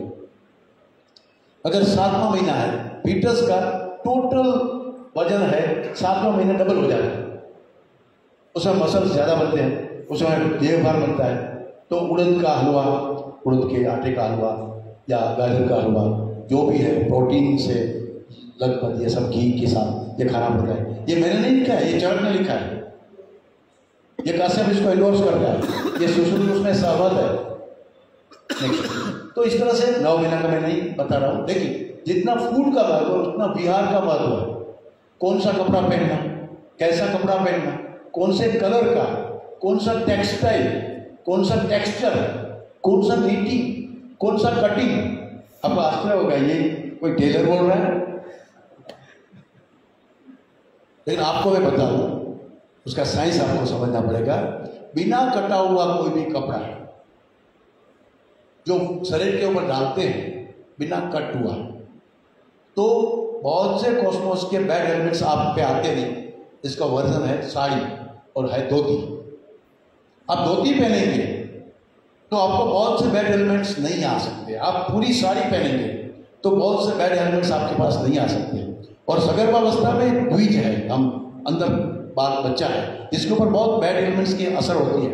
इसलिए कलर भी कौन सा पहनना है, ये नहीं चलेगा आपका जीन्स या ये बेल बॉटम या प्लाजा जो भी है, कपड़े का प्रॉब्लम नहीं है, कभी भी पहन सकते हो। प्रेगनेंसी में क्या करना है, क्यों कहा, उसका सूत्र क्या है, उसका मंत्र क्या है, उसका साइंस क्या है, ना समझो तो ना समझो, पसंद आए तो लेना, नहीं तो बाजू की दुकान में जाओ, वहाँ गायनोकोलॉजिस्ट बैठा ही है, आपको आप बोलेंगे उस दिन डिलीवरी करवा देंगे। तो ये वस्त्र कौन सा पहनना, स्नान किससे करना, कौन से महीने, 5वां महीना है तो गुलाब के इत्र से स्नान करना, 4था महीना है तो चंदन से स्नान करना। हर महीने का स्नान अलग है, फूल अलग है, वस्त्र के कलर अलग है, वस्त्र का परिधान अलग है, बाह्य स्वच्छता, आंतरिक स्वच्छता, ये सब उसमें आती है। योग और व्यायाम, ऐसा नहीं कि बाबा रामदेव की सीटी लगा दी और कोई भी योग करेंगे नेक्स्ट। तो ये बात हमारी बिहार में आती है। हमने इसके ग्रैन्यूल्स बनाए, गाय के दूध और आता है ना हमको वो 9 महीने का डाइट है, उसमें प्रश्नपर्णी, सारीपर्णी का एक प्रश्नपर्णीय घी है, फिर जीवनीय घी है। तो उस घी तो कोई नहीं ले सकती सगर्भा महिला, और मेडिसिन के साथ तो उसकी बदबू टेस्ट अच्छा नहीं लगता। तो हमने, मेरे एक स्टूडेंट ने उसके ऊपर PhD किया और उसके ग्रैन्यूल्स बना लिए। ये भारत में पहला आविष्कार है घी का ग्रैन्यूल्स। और वो घी ग्रैन्यूल्स वो महिला हर महीने, ये 3 ट्राइमेस्टर का, जिसमें देखो आप फर्स्ट जो ट्राइमेस्टर है उसमें गर्भ की जीवन रक्षा करनी पड़ती है। जितने भी मिसकैरेज या एबॉर्शन होते हैं वो फर्स्ट ट्राइमेस्टर में होते हैं। फिर जितने भी मेंटल एंटिटी बनती है, माइंड, ब्रेन, तो वो होता है सत्व। और जो 3rd ट्राइमेस्टर है इसमें गर्भ का वजन बढ़ता है। तो ये तीनों ट्राइमेस्टर की तीनों हर्ब्स अलग अलग है, उसके घी अलग अलग है और उसके ग्रैन्यूल्स बनाए हैं। तो फूड में ये हम साथ में देते हैं। ये आपको अगर इच्छा हो कि फूड का डीएनए में क्या इम्पैक्ट होता है, एपिजेनेटिक्स क्या है, तो आप लैब ग्रुप नामक व्हाट्सएप ग्रुप है गायनेकोलॉजिस्ट का, वर्ल्ड का है, उसमें आप जुड़ के पूछ सकते हो उनको। वो जानते हैं, यूरोपियन और अमेरिकन गायनेकोलॉजिस्ट सब जानते हैं कि फूड से क्या इम्पैक्ट होती है सगर्भावस्था में। आप बस मत जानो, आप पिज़्ज़ा खाओ, वो तो डोमिनोज और अंकल चिप्स और अंकल पिज़्ज़ा आपके पास आ गया है, अब कुछ भी खाओ, क्योंकि आपको तो प्रोग्रेसिव बनना है। लेकिन अमेरिका में मालूम हो गया है कि भारत के पास कुछ साइंस है, यूरोपियन लोग उसको समझने लगे हैं। 24 यूनिवर्सिटी में एपिजेनेटिक्स के ऊपर रिसर्च हो रहा है वेस्ट में, अमेरिका और यूरोप में 24 यूनिवर्सिटी में एंटीनेटल केयर के दौरान जो फूड है उसके ऊपर रिसर्च हो रहा है कि क्या इम्पैक्ट होती है। आपको नहीं सीखना है मत सीखिए।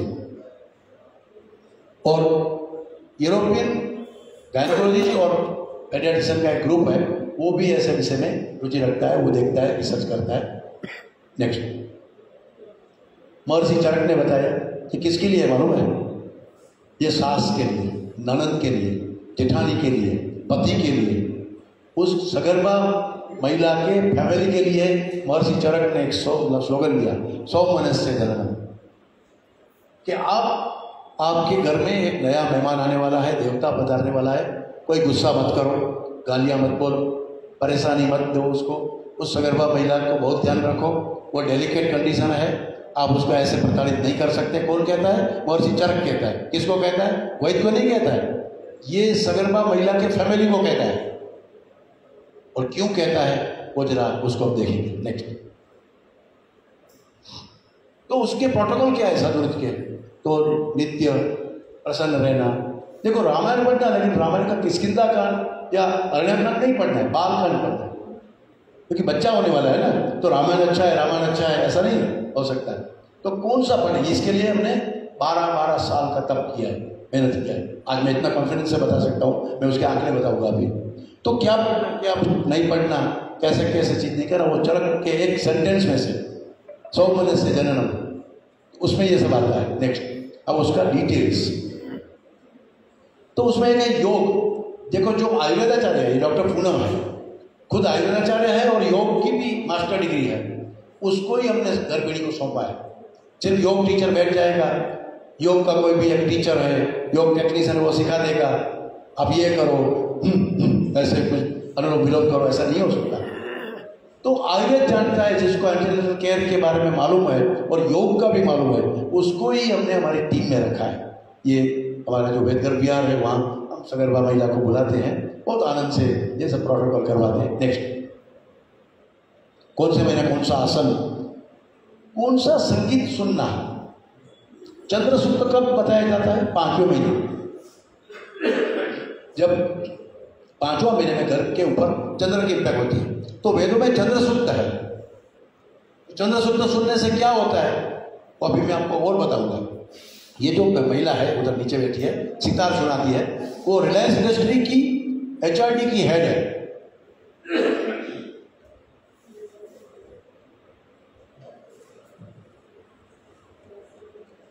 उसने अपने प्रेगनेंसी के दौरान, वो नॉन वेज ईटर थी, लेकिन उसने हमने बताया कि भाई नहीं खा सकते, आपको खाना हो तो खाइए। वो तमिलियन है, तमिल लोग खाते हैं, तो आप अपना फूड बदलो, ऐसा तो नहीं कहते। हमारे शास्त्रों में तो ये प्रोटोकॉल है, अगर आपको फॉलो करना है तो कम से कम 9 महीना नॉन वेज मत खाना। और उसको जो महसूस हुआ, मैं उसका चित्र और बताने वाला हूँ। उसकी वजह से वो कहती है, जब हमारे यहाँ सीमंतोनयन संस्कार होता है ना 6ठे महीने, तब वीणा वादन सुनना होता है। गुरु की लकड़ी से पति सिंदूर भरता है, मतलब वो सीमंतोनयन संस्कार, सीमंत संधि को ठीक करता है। बड़ा सिग्निफिकेंट है, डिटेल तो भी नहीं कर पाऊंगा, जब आप पढ़ने के लिए आओगे तो जरूर बताऊंगा उसका डिटेल। लेकिन उस समय वीणा वादन होता है। जब बॉर्न बनते हैं तब तबला सुनना पड़ता है। जब हड्डियाँ मजबूत बनानी है तो वो कौन सा वाद्य कौन से महीने पढ़ना। और जो बीच में लिखे हैं ओदन सूक्त, गर्भधारण सूक्त, गर्भरक्षा मंत्र, ये सब मंत्र वेदों में दिए हैं, हमको मालूम ही नहीं।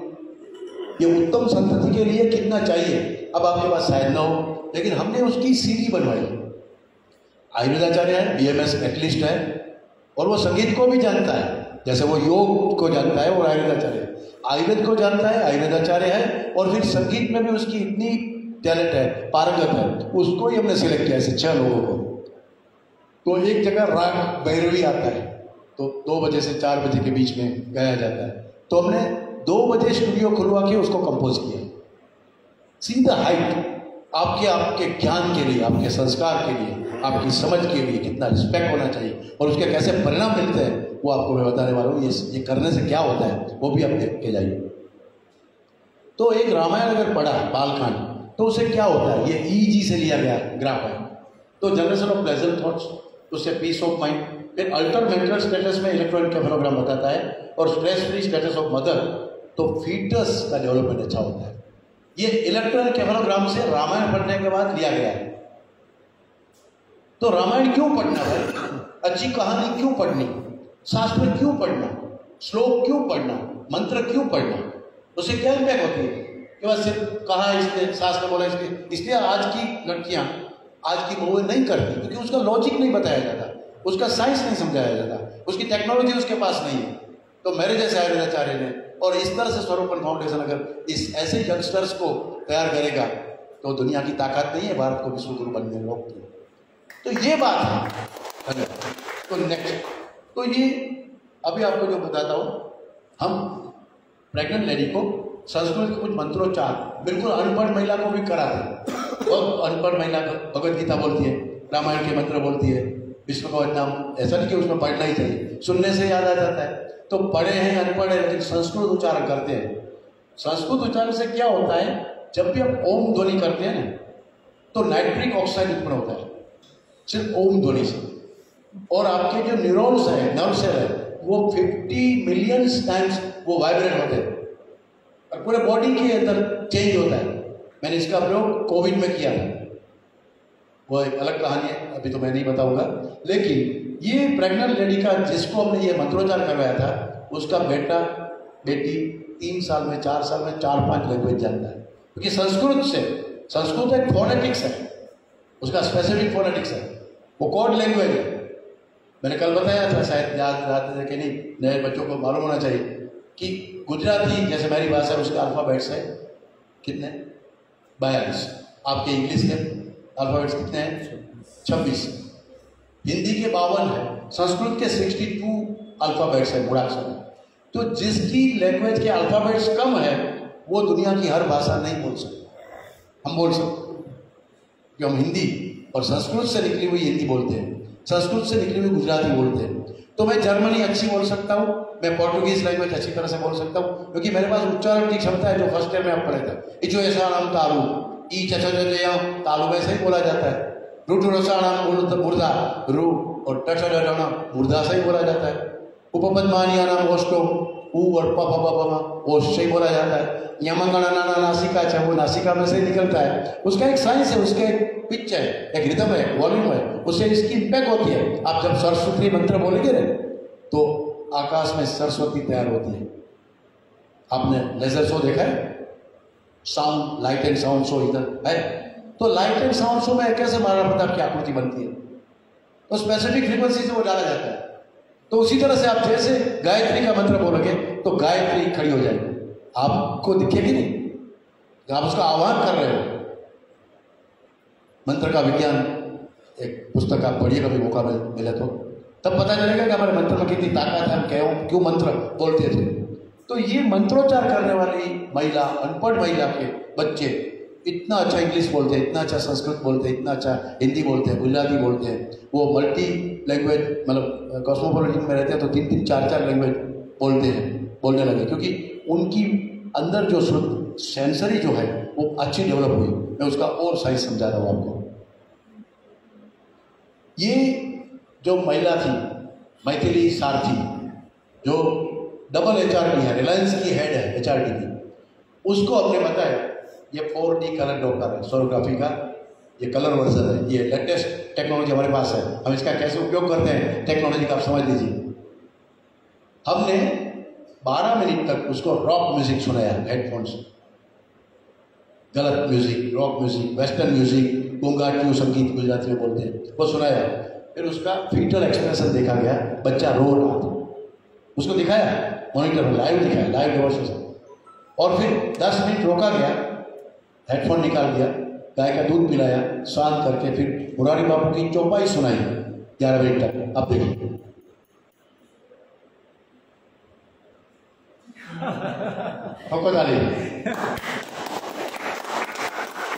ये है भाग। आपको सोनोग्राफी से आपको क्या करना है? आप कुछ नहीं कर सकते, आप बेटियों को मार रहे हो।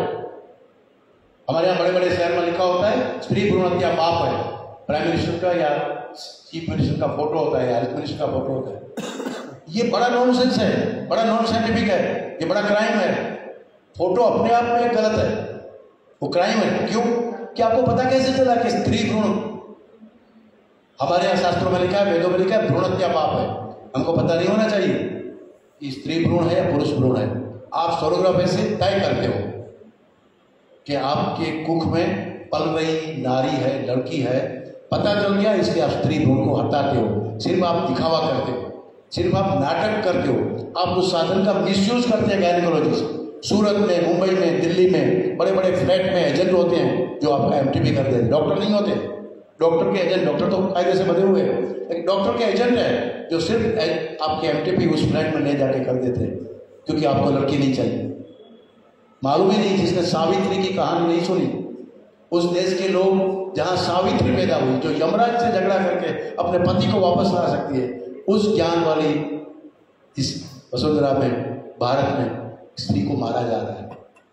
उस सोनोग्राफी हमने इस 4D कलर डॉप्लर से इसका उपयोग किया कि देखो आपका स्तोत्र, आपका मंत्र, आपका सूत्र कितना फायदा कर रहा है, देखो, और वो करने से कितना नुकसान होगा, वो समझाने के लिए।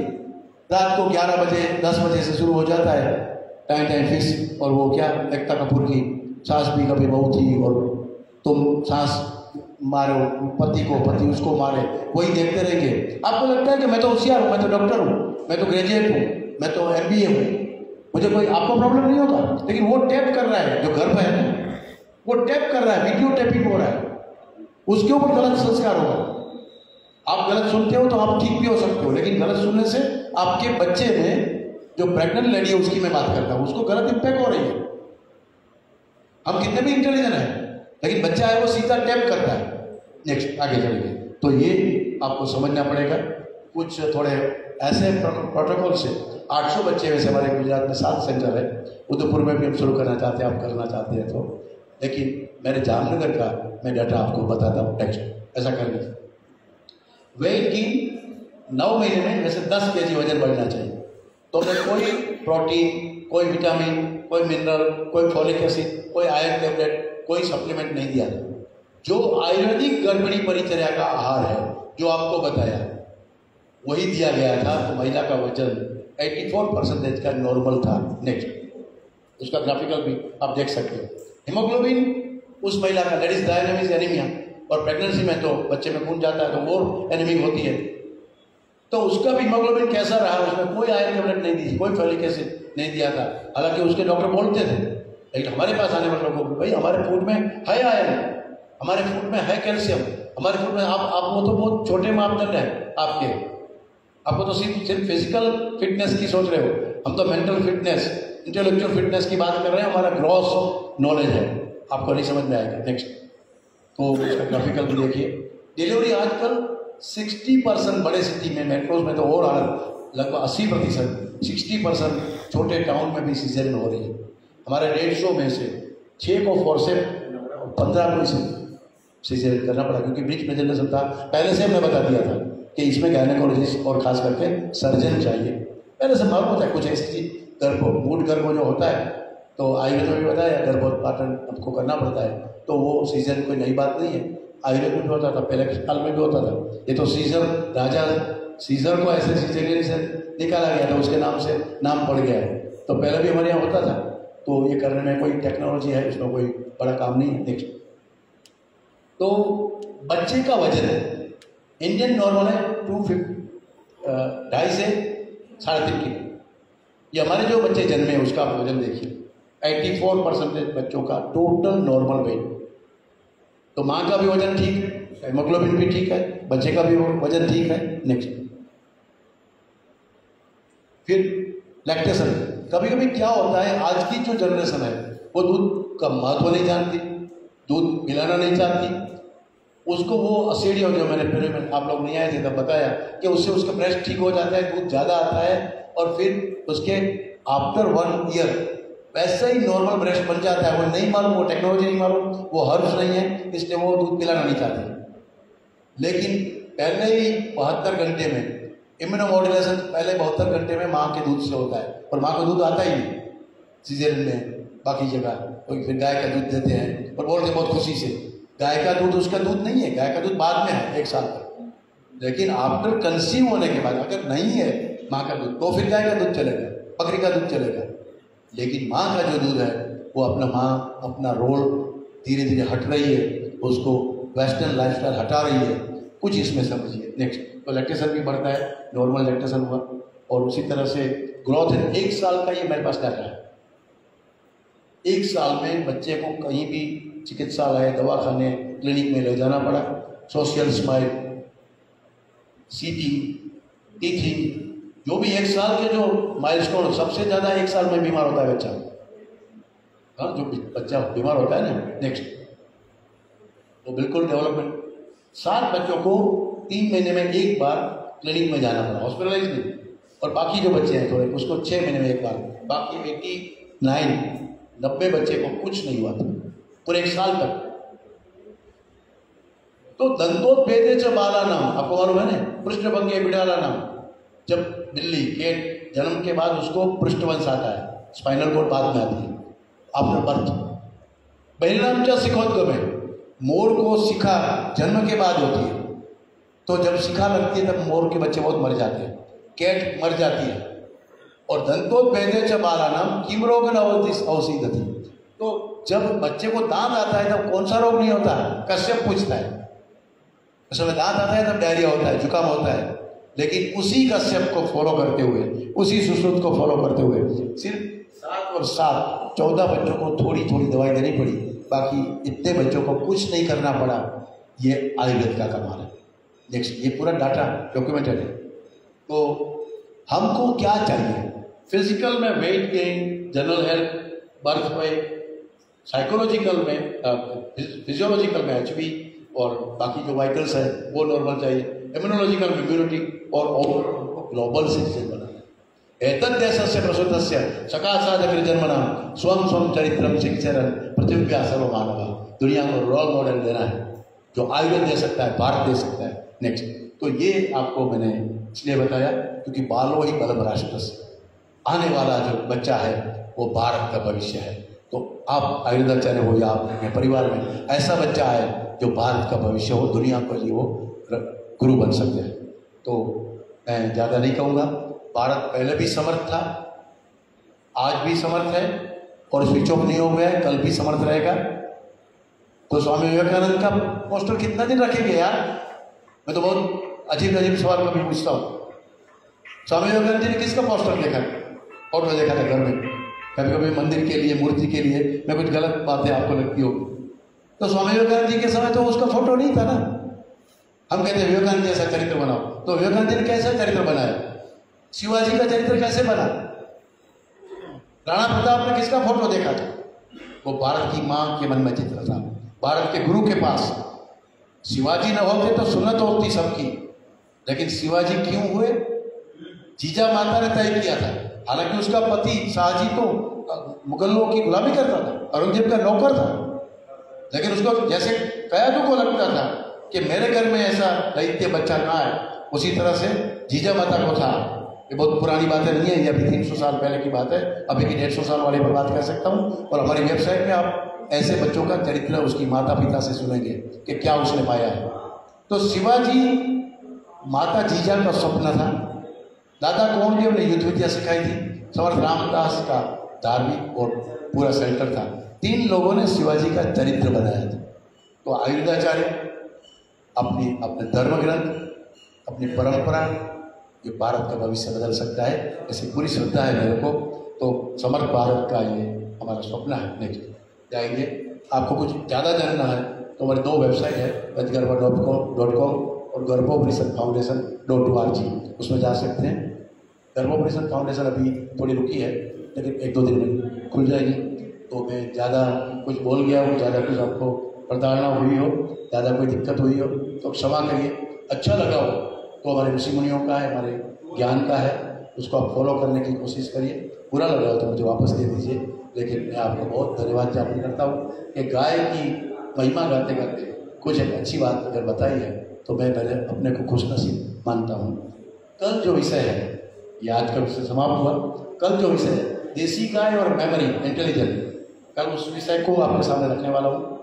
मेरे आयुर्वेदाचार्य अगर आएंगे तो कैसे IQ बढ़ा सकते हैं, कैसे बच्चों में IQ बनता है, ये मैंने कुछ जिक्र तो थोड़ा किया, लेकिन कल उसकी टेक्नोलॉजी, कल उसका साइंस, कल उसका SOP आपके सामने रखने वाला हूँ। किसी को भी अपनी स्मृति बुद्धि बढ़ानी है, खास करके नई जनरेशन के लिए, तो आप जरूर कल पधारिए। आप जो आए हैं उसके लिए साधुवाद, जो नहीं पहुँचे हैं उसमें आप पहुँचे, उसके पास आप पहुँचे और ये मीडिया शायद पहुँचेगा। कभी कभी लगता है बहुत बोलता हूँ, मुझे भी लगता है। इसमें लगभग 22.5 घंटा मौन रखता हूँ, मैं कुछ गलत ना बोल रहा हूँ, इसलिए 1.5 घंटा मैंने बोला है। अभी मेरा फिर से मौन शुरू हो जाएगा तो लोगों को लगता है तो बोलता है। हम ये करते हैं, हमने करके दिखाया। हिया नामक एक लड़की जिसकी आप वेबसाइट पे उसकी स्टोरी पढ़ेंगे, 5 साल में उसके पास 35 गोल्ड मेडल है, क्योंकि उसकी माँ ने चाहा था कि मेरी बेटी स्पोर्ट्स वुमन बने। 3 साल की एक लड़की 12-13 प्रकार के आसन करती है। ये मैं गिमिक्स के लिए नहीं बता रहा हूँ, ये थोड़ा अच्छा नहीं लगता उसको बोलने से, लेकिन कैसे 2-1.5 साल का माधव वो तबला बजाता है। ये कुछ इसलिए बताता हूँ कि थोड़ा लोगों का फेथ बढ़े। ये कोई हम लोग को तबला बजाने के लिए इतना गर्भ संस्कार का काम करने वाला ऐसा नहीं है। हमको तबलची नहीं चाहिए, हमको कोई एथलेटिक्स वाली नहीं चाहिए, लेकिन कुछ भी कर सकते हो वो बताने के लिए मैं बताता हूँ। तो signature child, customise child, desire child, उससे भी बड़ा कि श्रेयसी प्रजा रोल मॉडल आप कर सकते हो। धन्यवाद। भारत माता की जय। दाल का मत पूछना, आप समझ जाना प्लीज, नहीं तो आप दाल का इसका चौका लगाना वो पूछ लीजिए, वो मत पूछना, आज मत पूछना, दूसरा मत पूछिए। योग का बताइए साहब, योग के लिए प्रेगनेंसी में योग कहाँ हमको मिल सकता है कि क्या क्या योग? कोई योग नहीं कर, जो बताया वो योग करना पड़ेगा, जो योग बताया है वही योग करना पड़ेगा। बाबा रामदेव को नहीं मालूम हो भगवान की ऐसा है क्या मालूम पड़ जाए कि क्या क्या योग है ना वेबसाइट, तो इसलिए तो आपको वेबसाइट एड्रेस दिया कि कौन सा योग कब करना, ये मैं यहाँ सब नहीं बता सकता। नहीं वो मालूम, किताब का नाम है, कहीं भी जो ऐसी जानकारी मिल जाए तो आप वेबसाइट जाइए, वेबसाइट पे जाइए तो आपको मिलेगा कि कौन से महीने में एड्रेस दिया। आपको कितना बोलूँगा, अब जब बोलता हूँ तब शायद सुनते नहीं या देखते नहीं, फिर से पढ़ोगा वेबसाइट, कोई बात नहीं, ये आप देख लीजिए, नोट कर लीजिए आपके लिए। तो अब आए जामनगर से,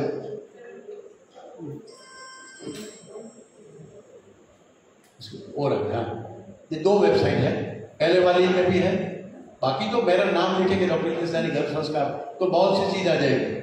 मैं तो हवा में रहता हूँ, एयर में रहता हूँ, मेरी एयर कनेक्टिविटी है और होनी चाहिए। आपका मोबाइल में अगर एयर कनेक्टिविटी है, आप कहते हैं टावर नहीं आ रहा है, मुझे तो बहुत टावर आ रहा है, जरक के, सुसुर के, वागभट के, बहुत टावर आ रहा है मेरे पास, बहुत लाइन है मेरे पास। आपको भी वो लाइन मिले, ज्यादा लाइन मिले और लोग आपके पास लाइन में खड़े रहे, बस यही प्रार्थना है। धन्यवाद। फूड का भी इसमें मिल जाएगा, वैदिक फूड का। हाँ सब चीज़ मिल जाएगा। आप बताइए भैया